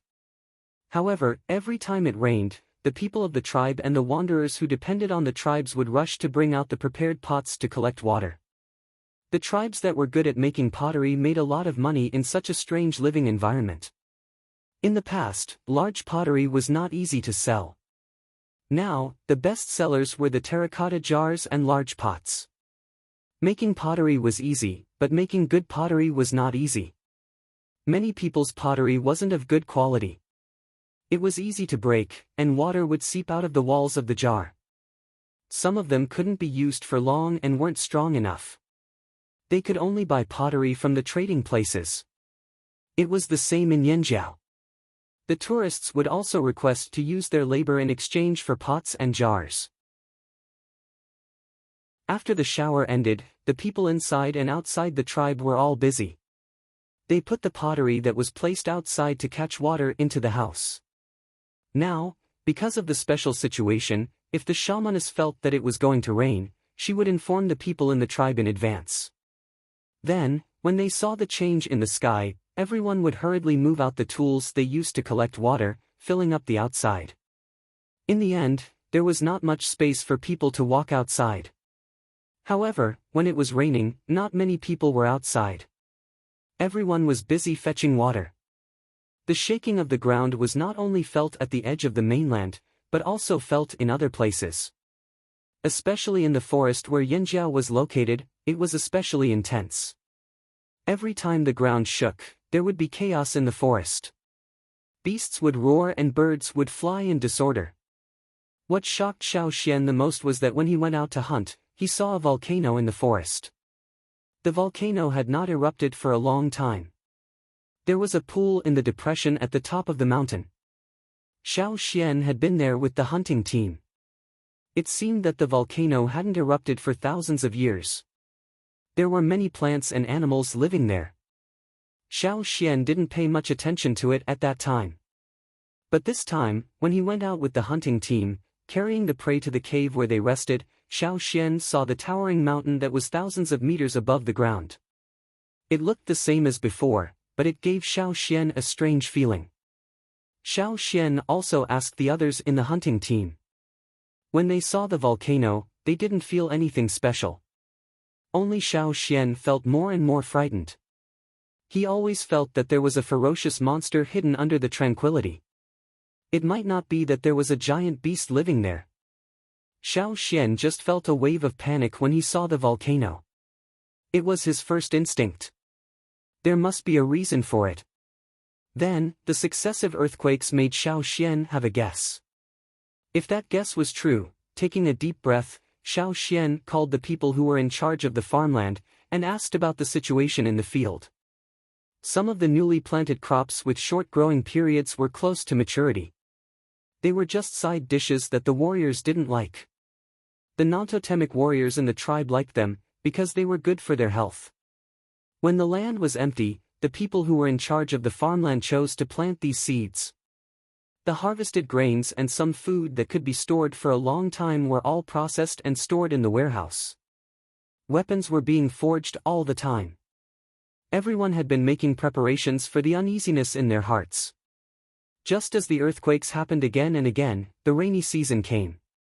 According to the situation in the past, the rainy season here was not as obvious as the rainy season on the river bank. It just rained more often. But this year, the rain was not only frequent, but also fierce. Everyone no longer took out the containers to hold the water. But this still couldn't reduce the panic in their hearts. Boom, the ground shook again. Many of the pots placed there to hold the water were overturned, and some even broke. Some people almost lost their balance. All kinds of utensils clanged against each other, and many children cried in the houses. This was already a very good situation. After all, the ground shook many times, and everyone was mentally prepared. They were not as panicked as they were at the beginning. It had only been 5 days since the last earthquake. The time interval was even shorter. Splash! The rain fell more rapidly. If it was in the past, many people living near the rivers would be worried that such a fierce rainstorm would cause the river to overflow and flood their farmland. But now, no one thought about the overflow of the river, because the water level was still relatively low. The Lu tribe. The chief of the Lu tribe stood in front of the pool occupied by their tribe with a wooden face. This place had become a bottomless pit. Since the end of winter, the pool had not produced any water. Even now, when the rain was unusually frequent, there was no sign of water coming out of the pool. This rainy season was unusual. Many people had never experienced it before. The rainfall was heavy and turbulent, but the river still didn't rise. The people of the drumming tribe who lived on the edge of the continent felt it even more strongly. The patrolling warriors stood on the bank of the big river, looking into the distance. Those huge figures of the river beasts jumped out of the water, making a long roar. They had lived here for so long. Every year at this time, they would hear the river overlords roaring and leading the river teams away. But this was the first time they heard the river overlords not roaring like in previous years. This time, the roar was sharper and more urgent, making people more flustered. Moreover, according to the annual pattern, the various river beasts in the river would leave during the rainy season. However, the situation of the river beasts leaving this year had happened long before the rainy season had even arrived. This year's rainy season, the river beasts left very early. This year's rainy season, the crocodiles of the tribe did not leave, but they rarely appeared. The situation of going into the river was even rarer. Most of the time, they stayed far away from the river bank. This year's rainy season, the water level of the boundless river began to fall in advance. Before the rainy season ended, the fall was obvious. No matter how heavy the rain was, it couldn't save the falling river. What do you think will happen? A warrior of the drumming tribe was drenched in the rain, wiping his face and asking. After he asked, he didn't hear the response of the others in the team. When he looked to the side, the warriors were all staring at the river, as if their eyes were going to pop out. Their faces were ashen, as if they had seen something extremely terrifying. What are you looking at? Look at how scared you are. Before he finished his sentence, the warrior also saw the situation on the river. In fact, they didn't see it clearly. After all, it was far away, and there was a thick curtain of rain obstructing their vision. They could only see a blurry shadow. But it was this blurry shadow that scared the patrolling warriors so much that they almost suffocated. In the river that had fallen a lot, on the surface of the water in the distance, there was a river beast that had appeared. The river overlord that used to give people an unparalleled sense of oppression suddenly exploded. Yes, it exploded directly. It was like a piece of soft mud that was squeezed hard by someone. In the distance, there was a bloody scene. The cry of the river beast stopped abruptly, and no other river beasts appeared. Everything on the river seemed to have suddenly quieted down. Perhaps there would be some sound at the point of the incident, but the river bank was far away, and there was the noise of the rain falling constantly, so the warriors of the drumming tribe couldn't hear anything else. In the distance, the river seemed to be shrouded in a bloody mist, and they couldn't see anything else. The rapid rain fell on people, fell into their eyes, and flowed through the narrow pupils of the people of the drumming tribe. They could bear the water entering their eyes, but the sudden rain fell too quickly, and it caused a little discomfort in their eyes. But at this time, that discomfort couldn't affect the mood of the warriors at all. After a little silence, the warriors of the drumming tribe reacted, and they all took a deep breath of the cold water vapor. The rain poured into the trachea from the nasal cavity, and several warriors were choked, coughing as if their lungs were going to be coughed out. In fact, the choking of the rain wasn't serious, but they had just recovered from the shock, and just wanted to do something to vent their fear. On the river, that was the overlord of the river. Everyone was extremely afraid of it, and admitted that it was the overlord of the river. However, the huge overlord of the river turned into a bloody mist in an instant. What kind of power was that?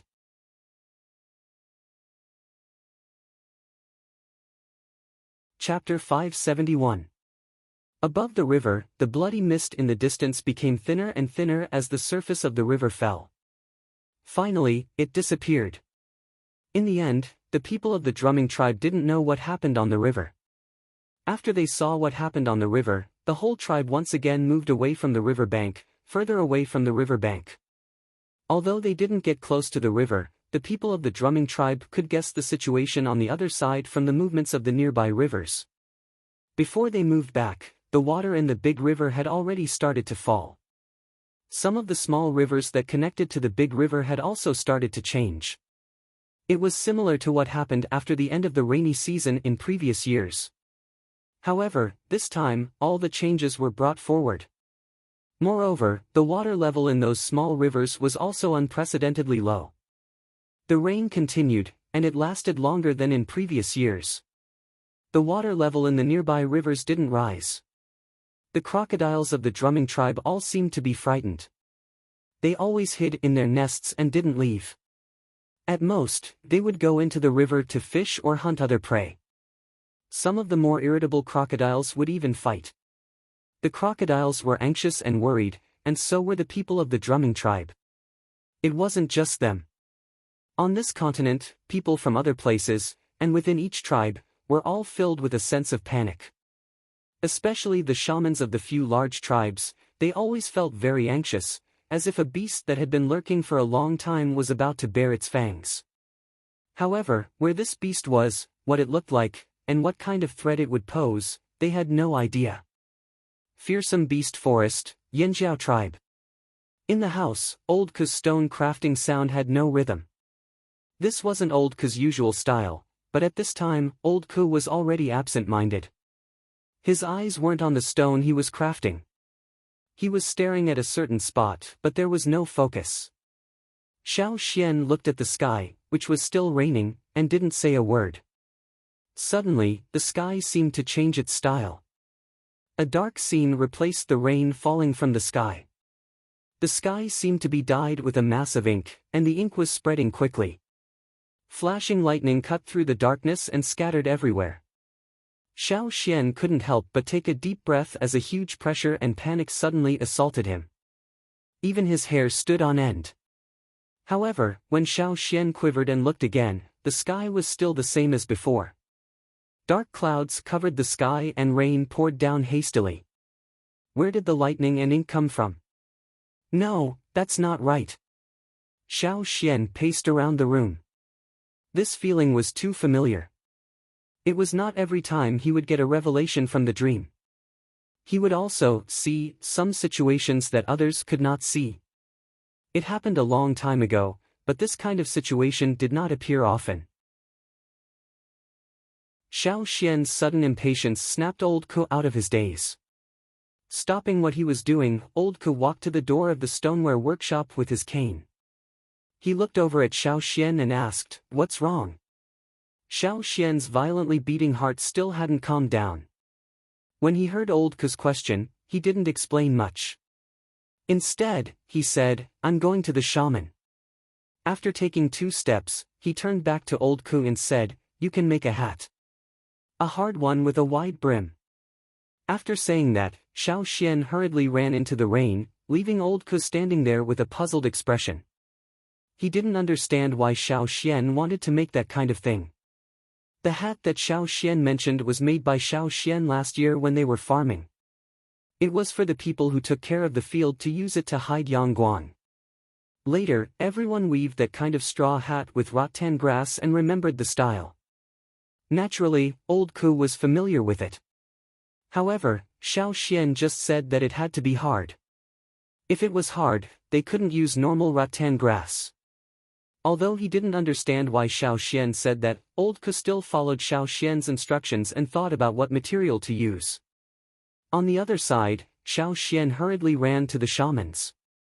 When he arrived, the 2 shamans were discussing something. Seeing that Xiao Xian was in such a hurry, they stopped talking and asked, "What happened?" If it was just a normal matter, Xiao Xian wouldn't be in such a hurry. Xiao Xian nodded and told the 2 shamans what he saw just now. Hearing this, the 2 shamans were shocked and the worry in their eyes grew. "What do you think that is?" The 2 shamans didn't know what that situation was, but Xiao Xian had a guess. He took a deep breath and tried to speak calmly and clearly, "I think that the volcano in the forest is about to erupt." "What?" The 2 old shamans were shocked and stood up from the animal skin cushions. The last time Xiao Xian went out with the hunting team and saw the volcano, he told the shamans about it when he came back. However, at that time, there were no signs and no one could be sure what would happen. But now, Xiao Xian felt that there was more than a 60% chance that what he said was true. The 2 shamans didn't know what kind of effect a volcano eruption would have, but they had learned about it from the records left behind by their ancestors. "Is it really coming?" The old shaman's voice trembled. His eyes were tightly shut, and his loose eyelids trembled. Then, he suddenly opened his eyes and called in the 2 soldiers who were guarding outside. His tone was resolute, and he emphasized almost every word. "Immediately inform the people above the leader to come here." Perhaps there were some old warriors who didn't want to leave, but at this time, the shaman showed his tough side again. In order for this operation to be carried out, the leaders must be informed. As long as the leaders could take the lead, the warriors under them would definitely not have any other ideas. In the past few years, some of the people in the tribe had become bolder. People's hearts were fickle and not all of them were on the same side. Usually, the shaman could pretend that he didn't know, but at this time, he wouldn't allow anyone to have any objections. The 2 shamans had the same idea. It wasn't that they were bossy and arbitrary, but they were afraid. The natural disaster that Xiao Xian mentioned was actually not the most important thing to them. What they were most worried about was whether the tribe would split again. If there was a difference in beliefs, would they encounter the same thing that happened to their ancestors 1,000 years ago? After all, this time, the situation might be similar to the disaster 1,000 years ago. Not long after, the 3 team leaders and 20 team leaders, after being informed, didn't dare to delay and ran over in the rain. The shaman briefly repeated Xiao Xian's words, then said, "What I mean is, our tribe should be prepared to leave." Although they were already mentally prepared, when they heard this decision, they still couldn't bear to leave. "Then, when will we leave?" Ao's voice was hoarse, and there was obvious fatigue on his face. There were dark circles around his eyes, and he hadn't slept well these days. In response to this question, the 2 shamans looked at each other, then at Xiao Xian at the same time. Xiao Xian paused, then said, "We'll leave as soon as the rain stops. In the next few days, everyone should be prepared. If you lose everything, you can start over again, but if you lose your life, you lose everything." The rain continued for a few more days, until one day, it suddenly cleared up, and Yangguang was radiant. However, the Yanjiao tribesmen's mood wasn't as radiant as Yangguang's. They were already prepared to leave this place that they had devoted themselves to for more than 3 years. Chapter 572. The Yanjiao people were already feeling gloomy after leaving their homeland, which they had painstakingly rebuilt for 4 years. There were still unknown dangers and an uncertain future ahead of them. Everyone's emotions were very unstable. The meaning of the old haunt was different from other places. This was the root of the Flaming Horn tribe. However, without the fire seed, the meaning of the old haunt seemed to have changed a little. No matter what, the old haunt was different. Leaving this place, everyone's hearts were extremely complicated. Their footsteps were heavy. This was different from the last large-scale migration. Last time, they had embarked on the migration road with endless hope and longing, endless motivation, and a constant feeling of returning to their roots. But this time, they seemed to have felt the feelings of their ancestors 1,000 years ago. Although they were only leaving temporarily, would they really be able to return in the future? When they returned, would this place still be the same as before? The crops in the fields had all been harvested. The immature ones had been pulled out and brought away. The animals in the animal pens, except for some cubs, had all been slaughtered in advance to make jerky. In addition, the tribe had rushed out many carriages. There were oxen, horses, and other livestock to pull the carriages. There were also a few ferocious beasts in the tribe.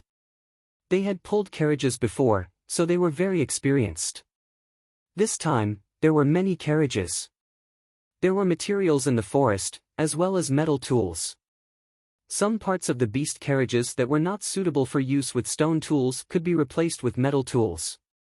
That way, the beast carriages could be made more sturdy. Therefore, compared to the last large-scale migration, there were many more people in the group this time. There were also many carriages. Among them, there were some beast carriages that were made to look like big boxes. No one was allowed to go near them. Except for a few people in the tribe, anyone who went near them would be severely punished. Inside the carriages were the veins of the sky that had been dug up again. The largest carriage was used as a temporary flower pot, and the 1,000-year-old veins of the sky had been transplanted there. If the weather was good, the guards would open the wooden boards above to let the plants bask in the sun. Fortunately, the veins of the sky were not as big as cabbages. Only the roots were a little damaged. After all, the longest part of the veins of the sky was its roots, which were like the pulse of a human. In the middle of the group, there were dozens of large carts filled with food, and there were also many guards around them. The people in the team did not bring much food. Most of the food was transported together. However, Yanjiao did not care about the wanderers. If they wanted to leave with the team, they could follow the team. If they did not want to follow, they could go wherever they wanted. Some of the tourists felt that Yanjiao was making a mountain out of a molehill and did not intend to leave. They even thought that after the Yanjiao left, they would go into the forest and live in the Yanjiao people's houses. They had been thinking about those solid stone houses for a long time. This time, the Yanjiao tribes were migrating, and no one could stop them. It was a good opportunity to occupy them. Maybe they could even live in the houses of the Yanjiao shamans and chiefs. He had to enjoy it. Some wanderers still decided to follow Yanjiao because they had learned their lesson from the previous changes. There weren't many people who left for other places. They were aware of the fact that they could either stay or leave with the flaming horns. If they didn't choose either option and went to other places, it would definitely be more difficult. They might not even have a chance to survive. The movement of more than 10,000 Yanjiao tribes was too obvious. It was impossible to avoid the eyes of others. In just 4 years, Yanjiao had migrated again. It was simply unbelievable. All the tribes who knew about this thought that Yanjiao was crazy. Did they think that migrating tribes was a game? How long had it been since the last migration? Why didn't they stop? Were they joking about the fire seed? Wait, where did they hide Yanjiao's fire seed? They did not seem to feel it. However, because the frequency of the earthquakes had increased, and the battle for water had become more intense, many people only talked about it at the beginning. After that, they no longer paid attention to Yanjiao. Those who were fighting for water continued to do what they were supposed to do. Of course, there were also people who tried to figure out what Yanjiao's actions meant. Xiao Xian had already sent people to inform the Lu tribe. The Hui tribe was too far away, so Gigu sent his snow falcon to inform them. After all, they were cooperating with the Lu tribe. They should be informed of the migration and be careful. The horses that pulled the carriages were domesticated by the Hui tribe. They were more reliable than those bought from other tribes. They were calmer in the face of danger. There were a lot of blind robbers on the road, but they were all mercilessly chopped down. There were even robbing gangs that were formed by people from the same tribe. Because they couldn't compete with other tribes and couldn't seize the water source, they changed their way of survival, robbing. When robbing in a gang, the more people there were, the better. With a plan and premeditation, the success rate was much higher. After tasting the benefits, they became more ambitious and gradually shifted their target to larger groups. This time, Yanjiao was targeted by them. It was because Yanjiao's carriages filled with food were too attractive. They could smell the smell even if they covered it with cloth. They did not want to give it up. And when it came to robbers, the Yanjiao people never held back. They killed whoever came. This year's rainy season lasted for a long time. After the rainy season ended, the time for the 2 moons to coincide was approaching. Until that day finally arrived. The 2 moons were full, illuminating the night as bright as day. Ever since they came here, the Yanjiao people had not experienced the fear of the 2 moons for a long time. Once again, it shrouded their hearts. Xiao Xian felt his eyelids twitch. A strong sense of uneasiness rose in his heart.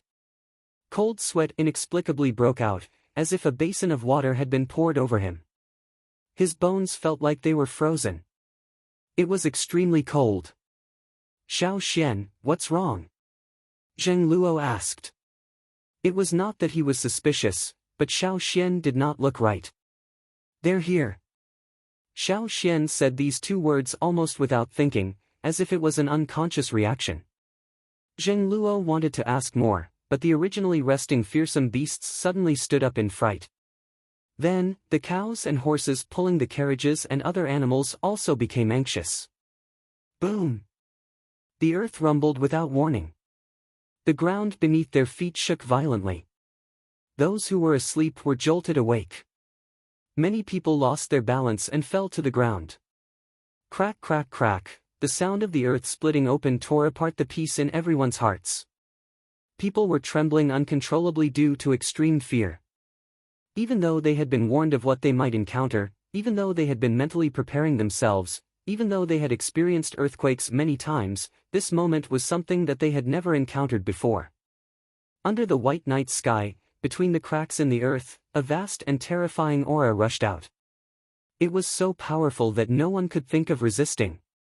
That wasn't something that any beast could do. Not even the beast kings that people thought to be unstoppable could have such destructive power. This was the power of heaven and earth. This time, it was not like the previous earthquakes that were just for fun. Then, there was a violent rumble that almost made everyone lose their hearing. The people in the group stared blankly at the place they had walked before resting. There, a rock wall with no end in sight rose from the ground. It was as if a pair of hands had broken off the earth. The ground shook violently, dispersing everyone's thoughts. At that moment, their minds were blank. Any kind of power could only be truly experienced after experiencing it personally. In the past, they could not understand why their powerful ancestors were forced to leave their homeland. Now, they felt it. And this was just the beginning. The night was as bright as day. Everyone was anxious.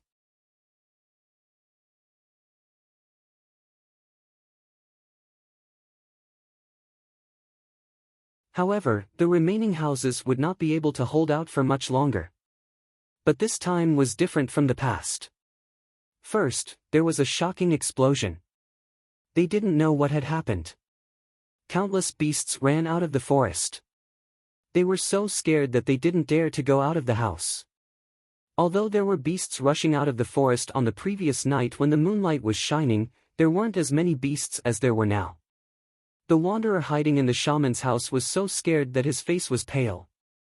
Big drops of sweat fell down, and his whole body was trembling. Outside, large and small beasts ran past the house. The footsteps didn't mean to stop. Instead, they became more and more frequent. Some even directly hit the house. If the stone house hadn't been built solid, it would have collapsed. However, no matter how solid the stone house was, it couldn't withstand the continuous earthquake and the impact of the beasts. The wanderer swallowed his saliva and reached out his trembling hand. He climbed up the low table on the wall and looked at the small window on the wall. The other windows in the house had already been blocked by him. Now, there was only this small window left. He moved the wooden board away from the window and looked at the sky outside. The shaman lived in a good place. There wasn't much shelter. He could see the tall stone pillar in Yanjiao and the sky. Looking outside, the fear in the wanderer's eyes rose to the extreme. At that moment, he had given up on living. In the sky, the red clouds under the morning sun were quickly dyed black. The rolling ink-like black smoke covered the sky and was spreading out of the forest. The dense flock of birds tried their best to speed up and leave this hellish place before the black smoke. However, they were still overtaken and swallowed into the darkness. The light of the day was quickly dimming. Rocks and other things were thrown out of the ejecting place like cannonballs. They smashed everywhere in the forest. Even the edge of the forest and outside the forest were not spared. The tall stone pillar that stood near the fire pit was the one that Xiao Xian rebuilt later. The original one survived the disaster 1,000 years ago but was destroyed by the Wancher people. The new one wasn't as lucky as the old one. This time, the disaster was more serious than the one 1,000 years ago. Bang! Bang! Bang! The falling stones smashed down one after another, smashing into the house and the stone pillar, causing stone chips to fly everywhere. The roars of the beasts, the explosions, and the sound of the rocks hitting each other intertwined. It was so loud that no one could hear anything else. When the last light disappeared, it was pitch black all around. The explosions continued. The panicked beasts were still frantically looking for a way out in desperation. The black smoke in the sky continued to spread. Below, it was like the end of the world. Chapter 574. At the place where Xiao Xian and the others were resting, they also heard the deafening sound of the eruption. It wasn't just at the Yanjiao team's resting place. Some tribes even further away heard it too, but they didn't know what it was. Originally, they planned to continue their journey after taking a rest. Before they left the tribe, they had discussed several times. Finally, according to the simple route left by their ancestors, they selected some places where the tectonic plate movements were not so strong. In Xiao Xian's opinion, the places outside the earthquake zone would always be safer. Xiao Xian didn't draw out a long route. Back then, their ancestors walked directly to where the drumming tribe was today. Xiao Xian's route was inland. With such strong seismic activity, he didn't know what would happen at the edge of the mainland. Although inland was also dangerous, it was safer. Now, they were only halfway along the route. They hadn't really reached the inland and were still some distance away from the big tribes. The snow falcon that delivered the letter to the Hui tribe had just returned. It came back trembling and landed on Gigu's shoulder. It wouldn't fly no matter what. Should we continue? Ao stabilized his shaking body and asked Xiao Xian. The earthquake was still going, but it was sometimes weak and sometimes strong. When it was weak, they could barely walk. When it was strong, they couldn't even stand. That was why everyone was panicking. No. Xiao Xian shook his head. He looked at the sky and said to Ao and Jingluo, "Continue to rest here. We might not be able to leave for a few days." The two chiefs' hearts skipped a beat. "We can't leave." "What do you mean? Was there something worse?" This was the result of Xiao Xian's rope divination when the earthquake was weak before the sun appeared. "At least 5 days.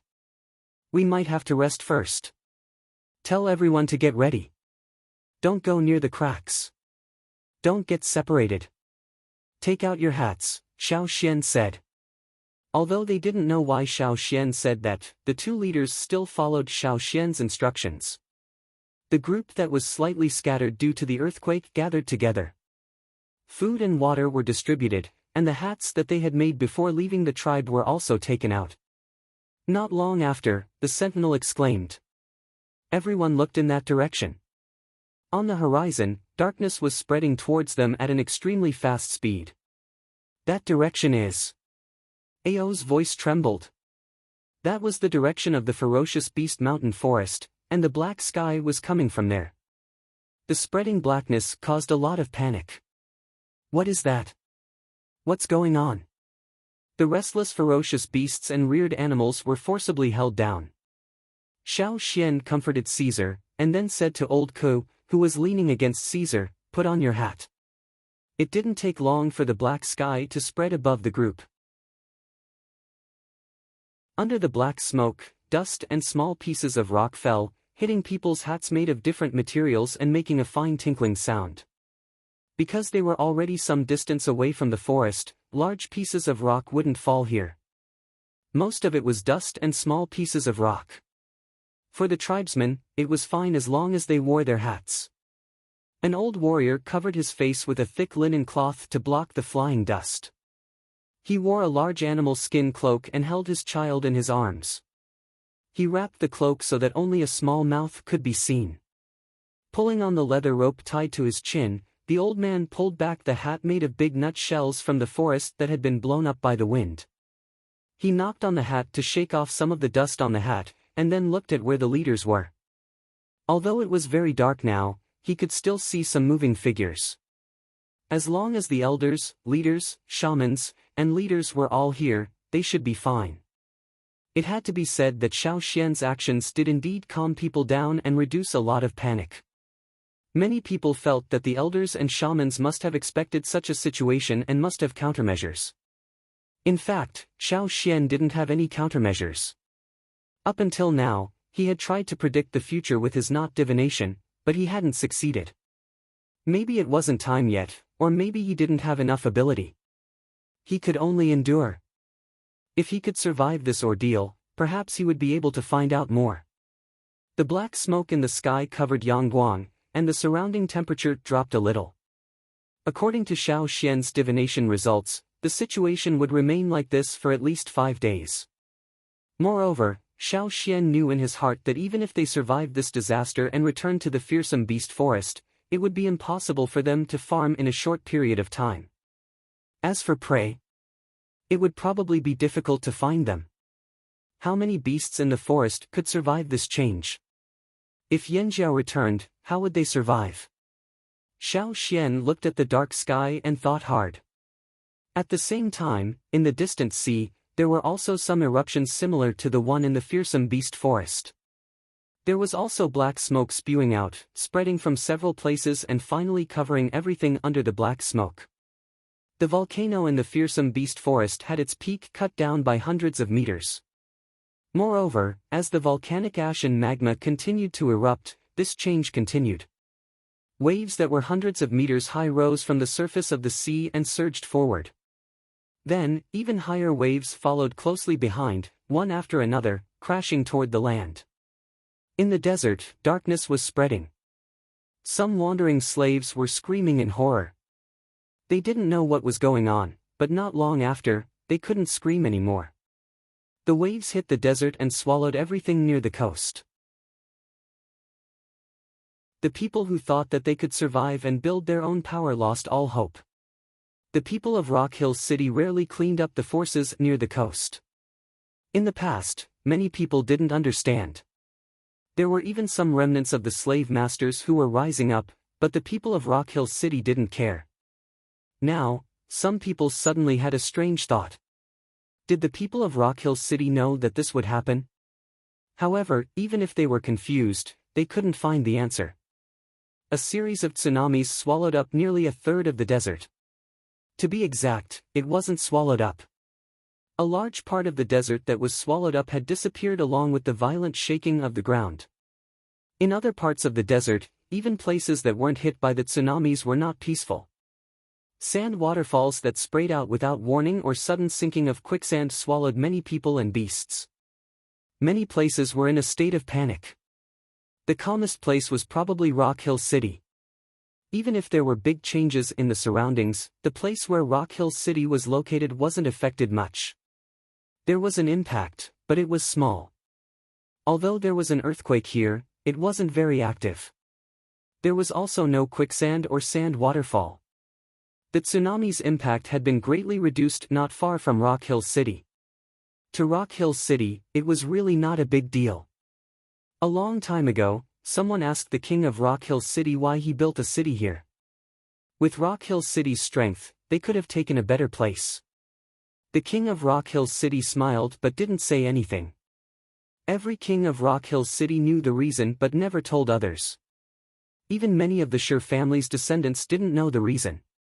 Only the successor had the right to know. The darkness continued. As the earth quaked and mountains swayed, no one knew just how great of a change had taken place.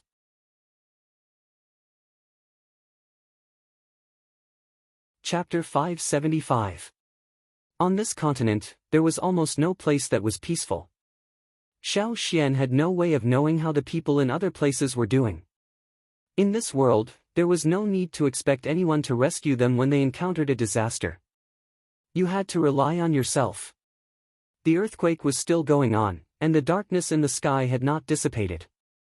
2 days had passed, but there was still no light. A thick layer of dust had accumulated on the ground. If you lay still on the ground on the first day, you would be buried by the falling dust on the second day. In the darkness, in the midst of the earthquake, large tents were set up in the tribe. Xiao Xian had made these tents before he left the tribe. The tents were made of animal skin, which was much stronger than linen. The tents were set up with specially made metal poles, which were tied with the strongest rattan ropes.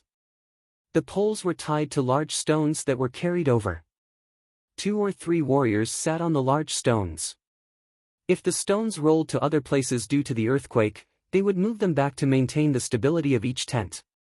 In the tents, there were children and women without totemic power, old people who could not move freely, and wounded people who had been injured in the earthquake. Many people were injured in the earthquake, and their meridians were severely damaged. If it was in the past, their injured hands and feet would be crippled, or their lives would be in danger. However, with the veins of the sky, the situation was different. Not only could they save their hands and feet, but they could also save their lives. Xiao Xian walked quickly in the team. Others needed to rely on the water moon stone to illuminate the surroundings, but he did not. If there were people who were seriously injured, he could find them faster. He called a team of people who were responsible for transporting the wounded. Xiao Xian and the others carried the injured people to the tents. Inside, Guizhe brought over a batch of newly made medicine and distributed it to the people who were taking care of the wounded. "How is the situation?"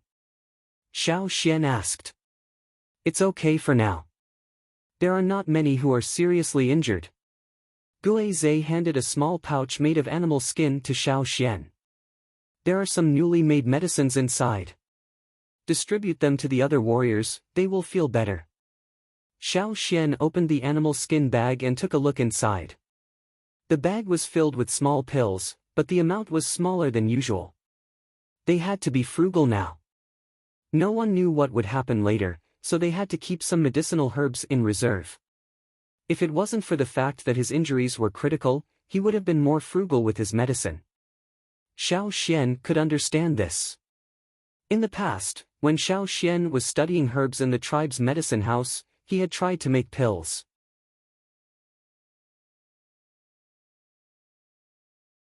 There were 3 places where the earthquake was the strongest. One was in the fearsome beast forest, one was in the direction of the desert, and the last one was much weaker than the first 2. It was in the direction of the great river that the ancestors had taken. This place was not close to the 3 most dangerous places. Although there were earthquakes, it was enough to be a temporary resting place. Once again, Xiao Xian immersed himself in the knot divination. Perhaps it was because he had experienced so much, and the changes that happened in the past 2 days, his ability to predict things had become stronger. With his current ability, the number of things that he could divine gradually increased. Therefore, Xiao Xian was now performing 2 divinations a day. He hoped that he could divine more things. At such a time, the more he knew, the higher his chances of survival.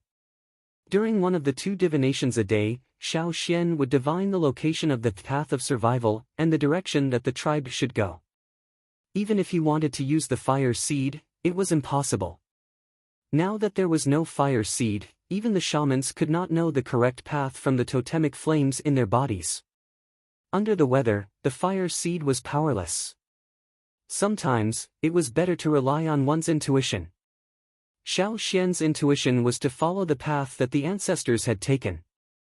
However, he was leading a tribe after all. If he was not confident, he would not act rashly. After the divination, Xiao Xian looked at the knot that was finally tied. He understood the meaning of the knot and felt slightly relieved. As expected. What? What's the result? Ao, who was watching from not far away, could not help but walk over. He just wanted to check on the wounded, but when he saw Xiao Xian sitting there with a straw rope in his hand, he suddenly understood. However, he did not dare to disturb Xiao Xian. He knew a lot, and he also understood that knot divination was not so easy to succeed. In addition, the current situation made him even more nervous, so he did not dare to take a step in that direction. Now that he saw Xiao Xian successfully tying the knot, he could not wait to come over. When the earthquake stops and the sky clears up, we will go that way. Xiao Xian pointed in a direction and said. That way? Follow the path that the ancestors took? Ao asked. Yes.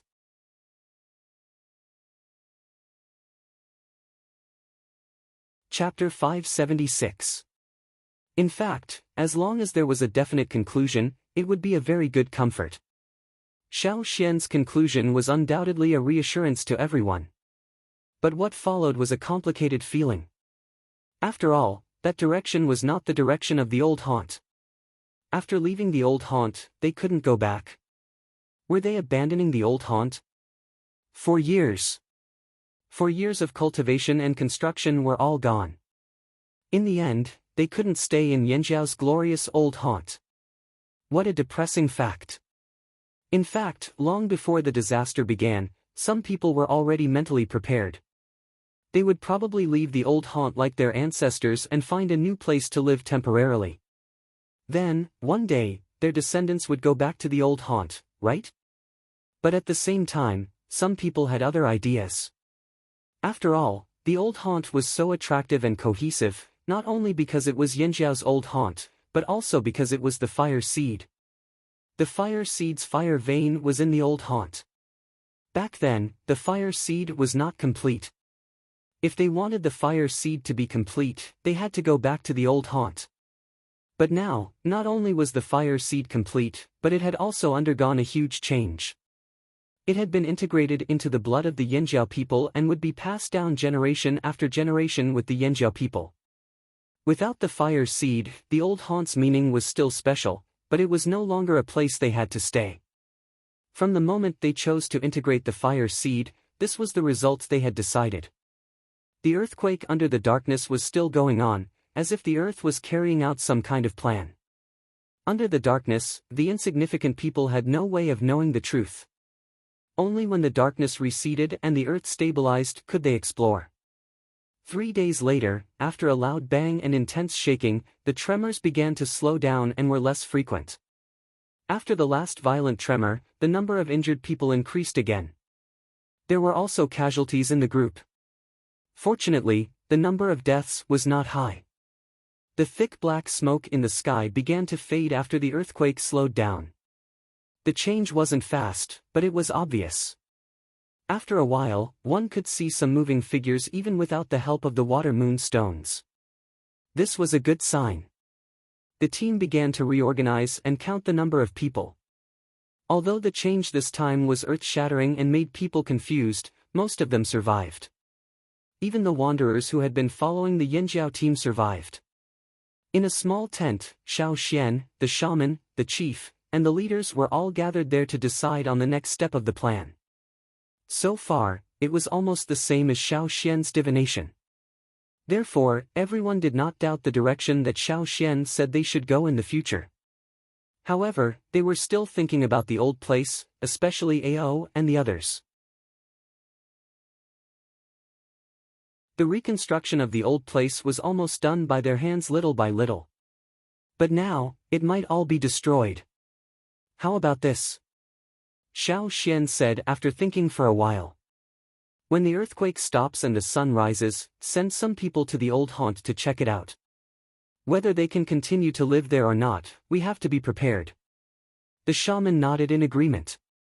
Of course. If it weren't for the fact that his body couldn't keep up, the shaman also wanted to go and check it out. However, in the current situation, it was better to hurry up. He didn't want to be a burden and let the stronger soldiers rush over. As long as they could get a result, whether it was good or bad, it could make people feel relieved. A day later, although the sky was still gray, compared to the complete darkness of the previous few days, it was much more reassuring. At least now they could tell when it was day and when it was night. The earthquake had made people dizzy and confused. They had no sense of direction or concept of time. Now, everything was finally coming back. Everything was stabilizing. Xiao Xian and the others had to take action first. They wanted to go to the old haunt. As the shaman said, they were always thinking about it. They would feel uneasy if they didn't take a look. They might feel even more uneasy if they took a look. Xiao Xian thought to himself. The team couldn't all return here, so only about 20 people were chosen. In terms of feelings for the old haunt, naturally, those who first set foot here had deeper feelings. Therefore, when choosing people, they mainly chose people from Ao's side. Although Zheng Luo's people also wanted to take a look, they weren't that obsessed. Secondly, there were more Yinjiao people here. They needed to stay here and guard. The group of 20 people ran towards the old haunt. A thick layer of dust was lifted from the ground. Everywhere they went, they left behind a trail of dust. The dust in the sky hadn't dispersed completely. Yang Guang couldn't see clearly, but it was enough for him to see everything around him. If it wasn't for the blurry sun in the sky, they wouldn't be able to tell where they were. Everything had changed. The ground rose and fell. The low ground had become high cliffs. The few hills they passed on the way were still there, but others had disappeared. There were no living things on the ground. Perhaps there were bones buried under the thick dust. Perhaps there were lives that survived the disaster. Occasionally, some birds could be seen flying in the sky. It gave people a feeling of confusion. At this time, those who were hiding didn't have the courage to come out immediately. Xiao Xian and the others returned to the old haunt. They didn't see anyone else. This is it. Xiao Xian stopped and looked ahead. Here? You're saying this is Yinjiao's old haunt? How is that possible? Ao was so shocked that he almost jumped up. The shock in his eyes was obvious. His face was trembling as he tried his best to turn his head and look at everything in front of him. In front of them, it was the same as the other places they had passed. It was even more flat. Other than the color of the dust on the ground, it looked like a desert. But Xiao Xian said this was the old haunt. Ao began to tremble all over. Xiao Xian took 2 steps forward. Then he pulled out his sword and swept away the thick dust under his feet. Under the dust, there were many pieces of gravel that couldn't be seen clearly. Some of them were stained with brown blood. Perhaps they were left behind by the beasts that had fled from the forest. Or perhaps they were left behind by the wanderers who hadn't left. Xiao Xian could see through the layer of dust and see a little of the scene below. In places where the ground bulged, there were piles of stones from collapsed buildings. There were also corpses of giant beasts that had already died. The giant beasts that had once been so arrogant in the forest couldn't escape this disaster. Under the power of heaven and earth, all living things were ants. Perhaps there were all kinds of creatures in the depths of the forest that had escaped this disaster. But right now, the Yanjiao people were only concerned about the ruins of the old haunt. Even if there were other places in the forest where people could continue to live, they were no longer the old haunt. In the hearts of the Yanjiao people, they were no longer the old haunt. The black dust under his feet had a pungent smell. Xiao Xian picked up a stone and pulled it up. It was only half a meter long and incomplete. If it weren't for the patterns on it, Xiao Xian wouldn't have recognized it. This was the stone pillar that he had personally engraved the patterns on. Now, the stone pillar had fallen, and the cracks were even more severe than the one that had been destroyed by Wan Shi. There were already many craters on this piece of wreckage, and the original patterns had been destroyed. One could only imagine the situation at that time. This was much more terrifying than what their ancestors had encountered. Although the old haunt had changed a lot after their ancestors left, many things had been preserved. The forest was still there. But now, as far as the eye could see, there was only one word to describe it: destruction. It was a complete and utter destruction. After 4 years, all traces of life were gone. The dense forest and towering mountain peaks were all gone. All that was left was a wasteland. Even Ao, who had always been calm and steady, couldn't help but choke with sobs. Some of the warriors cried. Pitter-patter. Pitter-patter. Drops of rain fell from the sky, and soon became rapid. The raindrops hit the wasteland, splashing up a lot of dust. There was a lingering smell of destruction in the air. The rain began to wash away the haze in the sky. Some gray rain fell on Xiao Xian's face, leaving mud-like marks. A group of 20 people stood in the rain in silence for nearly an hour. Then, they knelt towards the land, performing the highest ceremony of the tribe, offering sacrifice and farewell. Perhaps, they wouldn't be able to live here again in their lifetime. Perhaps, one day in the future, their descendants would bring the tribe back to this homeland that had been restored. Even if there were still unstable factors lurking here, an old place was still an old place. This was the persistence of the tribesmen. The rain became heavier, and the dust on the ground turned into mud. After kneeling on the ground, the group of people were covered in black mud. But at this time, no one cared. When they got up, the sorrow in their eyes had disappeared, and what was left was determination. There was still a road behind them. They had only walked a small part of that road, and the rest of the tribe was waiting for them. Looking at the old haunt on the wasteland again, the group of 20 people turned and left.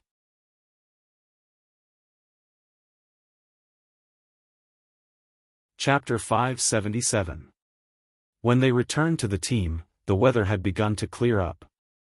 After the continuous darkness and turbidity, they saw the clear sky again, which made them feel much more relaxed. A rainbow appeared in the distance. However, at this time, no one wanted to take a look at those wonders at all. They were all worried about the future. During the time when Xiao Xian and the others left for the old haunt, several groups of people were sent out to inquire about the situation in different directions. Knowing more information about other places would be beneficial for Yanjiao's later actions. When Xiao Xian and the others returned from the old haunt, several groups that had gone out also came back one after another not long after them. According to them, there wasn't a single place that wasn't damaged. However, some tribes suffered heavy losses, and the terrain changed greatly. The ground cracked, and countless houses collapsed, and some even disappeared. However, some places didn't suffer as much damage. The most obvious ones were the places where the large tribes were located. Some small and medium-sized tribes were hit to varying degrees, but comparatively speaking, the big tribes, such as the Mang tribe, the Eight Limbs tribe, the Longboat tribe and so on, suffered some losses, but to the whole tribe, it was not too big of a blow, and didn't hurt their bones. Where they were, the earthquake was not too violent. In terms of degree, it was probably similar to where we were resting. The returning soldiers said. I heard that thousands of years ago, many tribes were not in their current positions. For example, the Mang tribe and the Eight Limbs tribe were not close to each other. They migrated later. Ao said. In the past 4 years, he had learned a lot of information from the people in the traveling group. It seems that they also migrated at that time. It's just that they did not migrate far away and occupied several relatively stable places. That's why they suffered less damage during the catastrophe. Xiao Xian said. Every tribe settled down for a reason. They wouldn't settle down there for no reason. Just like how the Flaming Horns used to live in the fearsome beast forest, they hunted for prey. For a tribe that no longer hunted for a living, a relatively stable land with fertile soil and a water source was a very good place to settle down. No wonder those tribes didn't do anything. They were already prepared. The shaman sighed. It was because the ancestors of those few tribes had occupied several relatively stable and convenient places to develop during the earthquake that they were able to avoid the disaster of that year and this time. However, some small tribes that happened to be in the areas where the earthquake was intense were unlucky, and some of them were even exterminated. That's why a good place is so important. The two shamans sighed in unison. However, how could a good place be so easy to find? Back then, Yanjiao lived in the ferocious Beast Mountain forest, which was far away from the few places where the earthquake was relatively weak. They didn't have time to fight for territory, so later on, the tribe had to travel far away to find a place to live. So where would Yanjiao go this time? In fact, as early as when Xiao Xian pointed in that direction, Wu and Ao had thought that it might be the place where they used to live, but they immediately denied it. After all, there was still a river that they couldn't see on the other side of. At this time of the year, how could they get there? Or would they have to wait another year to get there? After the people who went out returned, the group set off again. This time, they went directly in the direction that Xiao Xian had pointed out. The old land had been destroyed, and they couldn't go back to live in the short term. They had to find a new place to start over. Although the old land had been destroyed, the harvest of the past 4 years couldn't be erased. Pottery, metalware, textiles, farming, breeding, and so on had made great progress. After being isolated from the world, Yanjiao people were like dry sponges, crazily absorbing everything. In the past 4 years, too many changes had happened, especially the fire seed. Without the power of the fire seed, would the group disperse? This was a huge stone hanging in the hearts of the shaman and the chief. However, they had to take it one step at a time. First, they had to find a new place to live. Xiao Xian looked at the new knot. He just wanted to confirm where the road was. How is it? The two chiefs next to him stared at Xiao Xian nervously. Follow the original plan. Keep going in that direction. Xiao Xian balled up the rope in his hand and squeezed it with his fingers, crushing the knotted rope into bits of grass. In fact, Xiao Xian had thought about whether the knot divination was pointing to the place where they had lived in the past. After all, in terms of living conditions, it was indeed a very good place. It was very suitable for the Yanjiao people. Otherwise, the Yanjiao tribe wouldn't have been able to live there for nearly 1,000 years and still be living well. However, the river was the biggest obstacle. The long group continued to move in that direction. Many of the carriages and ox carts had been destroyed in the disaster, so they couldn't accommodate more people. Sometimes, they used animals to carry the injured. Along the way, they encountered many robbers. However, Yanjiao had many people and tight defenses, so they didn't let the robbers succeed. Most of the robbers were from small tribes. The disaster of their tribes was almost a devastating blow to them. They had no food and no manpower, so they could only crazily fight for the loot. Yanjiao's route was different from when they first went to the old haunt. After all, they spent more time on boats back then, but now, they were walking. Some of the big and small rivers that had dried up were now gradually rising. Although they didn't know what was going on, this trend was always good. The Yanjiao tribe moved again. The news of the destruction of Yanjiao's old haunt was spread by some long-distance trading teams. More and more people knew about it. Naturally, there were people who were doubtful. Along the way, they even met people from the Longboat tribe who came over and said that they could help, provided that Yanjiao gave them something in exchange. The Longboat tribe was after the green-faced fanged beasts. The 7 green-faced fanged beasts in Yanjiao's group were drugged when they left the tribe. When the earthquake happened, the 7 beasts were unconscious. Now, they seemed to be waking up. Fortunately, they were enslaved by Xiao Xian, so their aggression was restrained.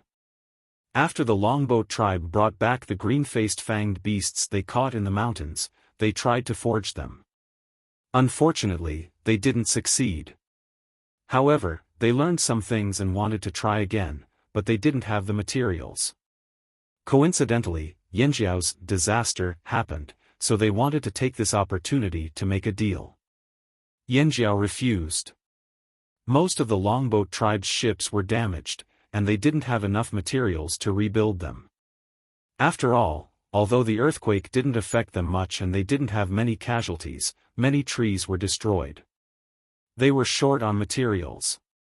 If they built a ship now, the quality would be lacking. Yanjiao didn't want to make this deal. They wouldn't tell the other tribes the secret of the new bronze wares. Even if they needed a ship, they could make it themselves. However, building a ship took time and a lot of materials. If they couldn't complete it, it was better to travel on foot. Besides, the water level in each river was rising. It wasn't as deep as it used to be.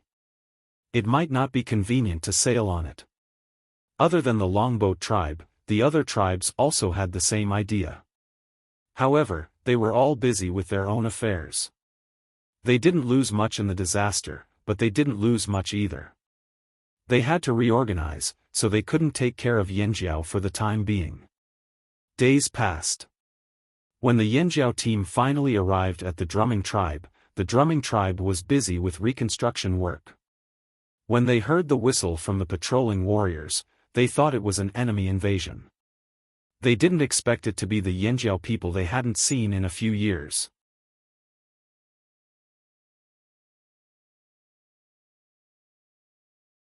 Chapter 578. The people of the drumming tribe had a deep impression of Yanjiao. They didn't have much contact with other tribes, but Yanjiao's appearance that year was too special. They even helped them, so they remembered clearly. However, the last time they saw the Yanjiao tribe, there weren't so many people. The people of the drumming tribe were happy to see Xiao Xian again after 4 years, especially Fu Shi, who was familiar with Xiao Xian. But when they saw the Yanjiao team, they couldn't help but be curious. "You're migrating again? They just moved here 4 years ago, and now they want to leave again." This tribe migrated too frequently.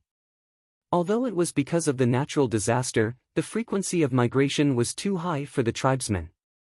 Fu Shi's words were unintentional, but it made the Yanjiao people's faces bitter. If they weren't forced to do so, who would be willing to give up 4 years of hard work to build their homeland and come all the way here again? The closer they got, the more familiar Ao, Gigu, Ta, and the others felt. A thought rose in their minds again. Could it be that they really had to go back to where they lived before? The more they thought about it, the faster their hearts beat. Compared to finding a new place, they obviously preferred their old forest. Even if there were some shortcomings, tribesmen were nostalgic, especially for land. One could imagine how they felt at this moment. So, before Fu Shi could say anything, Ao asked, "Is there any change in the river? Have the river beasts returned? Can the boats sail on it?" Ao's series of questions made Fu Shi's expression strange. The warriors of the drumming tribe beside him also had complicated expressions. Xiao Xian saw this and asked, "What's wrong? What's changed in the river?" "Change? Of course." Fu Shi pointed in the direction of the river. "Did you notice that the sound of the river changed?" "The sound of the river?" Because they didn't often move around in the water, Yanjiao people were weaker than the drumming tribe in this aspect. "I didn't hear it," Ao said honestly. Fu Shi didn't look down on him. His eyes showed a complicated expression. "The sound of the river is gone. In other words, the river is no longer there." At this point, Fu Shi also sighed. Back then, when they left the riverbank to seek refuge, they were almost thrown out by the earthquake. They tied themselves and their families to tree trunks or higher terrain. There were many mountains here, and few flat lands. Even if they wanted to hide, they would hide from one mountain to another. No one wanted to leave this place and go further away. Because the fire seed was here, no one was willing to go further away. Later, everything stopped. When he tried to go to the riverbank, he found that their former village had been destroyed. All the houses had collapsed.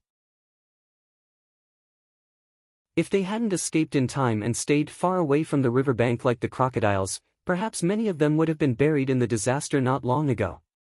What shocked them even more was what happened on the other side of the river. At that time, Fu Shi and the other warriors of the drumming tribe stood by the river bank and looked forward. Everywhere they looked, the scenery had changed. The Yanjiao people were prepared to wait another year, but when they heard Fu Shi's words, they were all shocked. Even Xiao Xian wondered if they should wait for another year until the rainy season ended and boats could travel on the river. Along the way, they had discussed how to build a boat, but now, Fu Shi said that the river had disappeared. This shocked the Yanjiao people so much that they doubted their own ears. How could such a huge river disappear just like that? Moreover, according to what the drumming tribe said, all the changes were only completed in those 5 days, under the condition of day and night. "I'll take you to see it," Fu Shi sighed and walked over. Letting the people in the team stay here, Xiao Xian and the two chiefs went to the riverbank together. There were crocodiles of all sizes moving around. A brown-eyed crocodile quickly crawled over to Xiao Xian. It was the little crocodile from before. After a few years, it had grown a lot. At first sight, it didn't recognize Xiao Xian, but after Fu Shi's reminder, Xiao Xian recognized it. But now Xiao Xian was thinking about the river. He patted the brown-eyed crocodile's head and quickly followed Fu Shi. The drumming tribe's original residence had been destroyed. If it wasn't destroyed in the earthquake, then it was buried by the mudslide brought by the rain. In short, it was uninhabitable and had to be rebuilt. Fortunately, most of the people were still there, and the fire seed was still there. This was already the best result. "It's there. See for yourselves." Fu Shi pointed ahead. In front of them was a small hill, but there was no way to see the other side.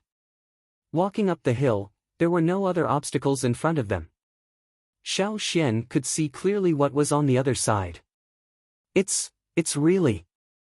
Ao's voice trembled. Gigu, Ta, and the others were all in disbelief. Who wouldn't be shocked to see such a big river suddenly become a small river and still be able to see the scenery on the other side? It's really there." Ta was too excited and stuttered. The others couldn't understand, but the Yanjiao people knew. The other side was where they used to live. The mountain seemed to have become taller, and there were many uneven places at the foot of the mountain. Rocks with edges protruded from the ground, like ferocious beasts baring their fangs and brandishing their claws. Further up, they could see the traces of their lives, even if the houses had collapsed. Their heavy breathing, red faces, and the excitement of the Yanjiao people puzzled Fu Shi. That's where we used to live. Ao took a deep breath. The pain and sorrow of the destruction of the old homeland faded when he saw the situation on the other side. They had lived in the old homeland for 4 years, but on the other side, they had lived for decades. How could they not have feelings? When they left that year, they had thought that after leaving, they would probably never come back. Even though the shaman said that the Yanjiao could use that place as a backup plan, and if they didn't do well, they could go back. But later, after the Yanjiao tribes returned to the old homeland and developed better and better, they gradually stopped thinking about the other side. Occasionally, they would still dream of the place where they used to live, the dangerous forest, and the familiar hunting routes. I didn't expect this, ha ha ha. I didn't expect this. Ao took another deep breath, and then let out a long breath, as if he was spitting out all the depression in his heart. It's here, right? Xian. Ao stared at the other side of the river and said. Yes, it's here. Xiao Xian was now sure that the result of the divination was there. Years ago, the ancestors left the old homeland due to a natural disaster and came here. As a result, the earth cracked and the river formed, cutting off their path of return. And now, 1,000 years later, there was another change that was even greater than back then. The earth that had been split open was now closed. The river that had existed for 1,000 years was gone.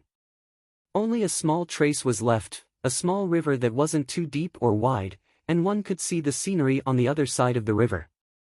There was probably no other backup plan that could comfort the Yanjiao people more than this.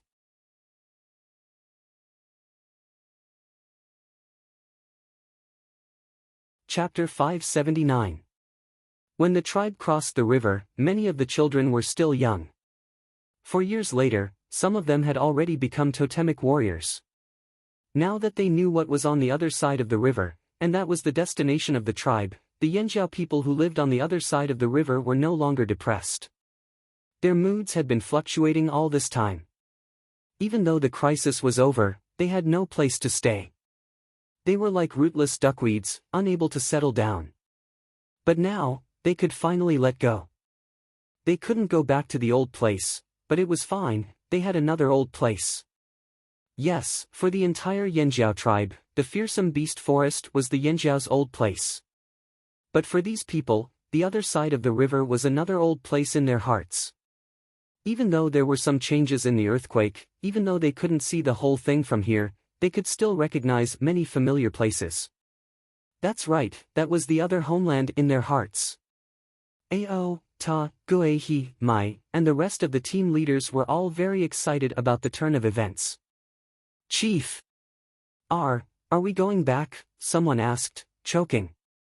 The word go back moved many people, and they couldn't help but smile. Ao also showed a rare look of nostalgia. Yes, let's go back. Oh whoa, someone in the group screamed. Huh. Let's go back. Some of the younger warriors jumped up in excitement. They thought they would have to find a new place to stay, but they didn't expect to come back here. They were still children when they left. 4 years later, they had been out hunting for a year or two. Seeing their excitement, Zheng Luo and the others calmed down. After all, they hadn't lived there before, and all they knew was from other people. That's where you used to live? Zheng Luo asked Xiao Xian. I can't believe it changed like this. But then they remembered that there was a large forest on the other side, and it was no less dangerous than the fearsome beast forest. There were even king beasts roaming around, and many other strange places. Zheng Luo and the others didn't feel any fear. Instead, they rubbed their palms together, their eyes shining. It's a good place. Duo Kong only glanced over and commented. Although he couldn't see the place he had heard of, with his many years of hunting experience, it was definitely a satisfactory place. Even the wind from the opposite shore carried a dangerous smell. It really made people look forward to it. There are ferocious beasts over there. Duo Kang's hands were itching again. For people who hunted for a living, hunting had become a habit in their daily life. Once this habit was broken and they did not touch it for a long time, they would feel itchy to hunt. He missed the smell of the jungle. Hearing Duo Kang's words, Fu Shi laughed. You can smell the beasts from here? Of course. Duo Kang said confidently. It smells like the fearsome beast forest. Fu Shi smiled and didn't say much. He turned to Xiao Xian and asked, Can you smell it? Xiao Xian stared at the opposite shore, deep in thought. Yes, I can feel the ferocious beasts over there. After a pause, Xiao Xian added, The smell is quite familiar. Just as Xiao Xian finished speaking, Caesar squeezed over and looked at the opposite shore for a while. Then, he raised his head and howled. Caesar's sudden howl brought the Yinjiao back to reality. He smiled and said, Even Caesar remembers the old place. Of course, Caesar grew up there too. Mai couldn't hide the smile on his face. He remembered that the few ferocious beasts in the tribe who used the secret technique of carving also grew up there. If people missed it, so did the ferocious beasts. However, Xiao Xian didn't see it that way. Caesar's howl was not a sign of nostalgia. But before he could say anything, Ao couldn't wait to ask Fu Shi again. Didn't you go over to take a look? After all, the river was gone. The two sides were so close and the river wasn't deep. Just now, he saw the crocodiles moving in the river, which meant that there were no dangerous beasts in the river. Otherwise, the crocodiles wouldn't have been so comfortable. Speaking of this, Fu Shi smiled helplessly. Why didn't we go over? In fact, when we saw such a huge change in the river, we thought about going over to take a look. After all, we could see some traces of life on the mountain over there. At that time, our chief thought that since there was a tribe on the other side and we were so close, we should at least say hello and see if there was anyone on the other side who needed help. There were indeed traces of life on the other side. There were houses, pillars that acted as sundials, and other unnatural things at a glance. But at that time, the disaster had just passed and the earthquake had slowed down. Many tribes were seriously affected by the disaster. The people on the other side didn't appear, so they thought about going over to take a look. So, at that time, the drumming tribe sent a group of people over on the crocodiles. They didn't know if there were any dangerous creatures in the river. What the crocodiles weren't afraid of didn't mean they weren't afraid of. Riding on the crocodiles was the safest way. But then, as soon as we came ashore and shouted a few words, we were chased back. Fu Shi sighed. Chased back? Ao's voice suddenly rose. His eyebrows were almost raised, and his whole body released a clear murderous aura. Someone's there? The other chief's first thought was similar to Ao's. Could it be that someone took advantage of the huge change in the river and went over first? Did they want to steal Yanjiao's territory? If it was somewhere else, it would be fine. But that place was another old haunt in the hearts of half of the Yanjiao people. How could they allow others to covet it? No matter who it was, if they couldn't chase them away, then they would beat them up. If they couldn't beat them away, then they would kill them. This was no longer an ordinary fight for territory. This was Yanjiao's reverse scale. Anyone who touched it would die. Seeing the sudden surge of murderous aura in the Yanjiao team, Fu Shi hurriedly explained, No, we didn't see anyone over there. We were chased here by fearsome beasts. Fearsome beasts? Without the protection of the fire seed, it made sense that the fearsome beasts would go over there. The murderous aura in the Yanjiao team was slightly restrained, but they couldn't. Not even the fearsome beasts. Kill them all the same. What does that fearsome beast look like? Ao asked in a bad tone. The Yanjiao people touched the hilts of their swords, thinking about how to kill it. Fu Shi said, We only saw one. It was a very big eagle, very fierce. It came out to patrol every day. Eagle? Ao was silent for a moment. Flying beasts were indeed not easy to hunt. Look, it's coming again. A drumming tribe warrior next to Fu Shi pointed to the sky and shouted. Hey, why is it flying over here? Fu Shi exclaimed. Wasn't that eagle only guarding the other side of the river? Why is it suddenly flying over? And it's so fast. Seeing this, the drumming tribe and Yanjiao people all picked up their swords, axes, and bows. Wait, everyone, don't attack. It's an old friend. Xiao Xian hurriedly stopped them. Old friend? Ao didn't react at first, but then he thought of something. His eyes suddenly widened as he looked up at the sky. Caesar looked up at the sky and howled excitedly again. However, as the figure in the sky flew closer and closer, Caesar's howl changed midway, as if he was forcibly making a bend. There was a hint of doubt in his voice. Ha! It looked a lot bigger. You're tuning into the Passion Pages YouTube channel. We're so grateful for your support, and don't forget to subscribe to join us on this incredible journey through captivating stories. Your generosity through donations truly makes a world of difference, as it's the primary source of revenue that allows me to expand and enhance this channel for you. Thank you from the bottom of my heart for being a part of this adventure.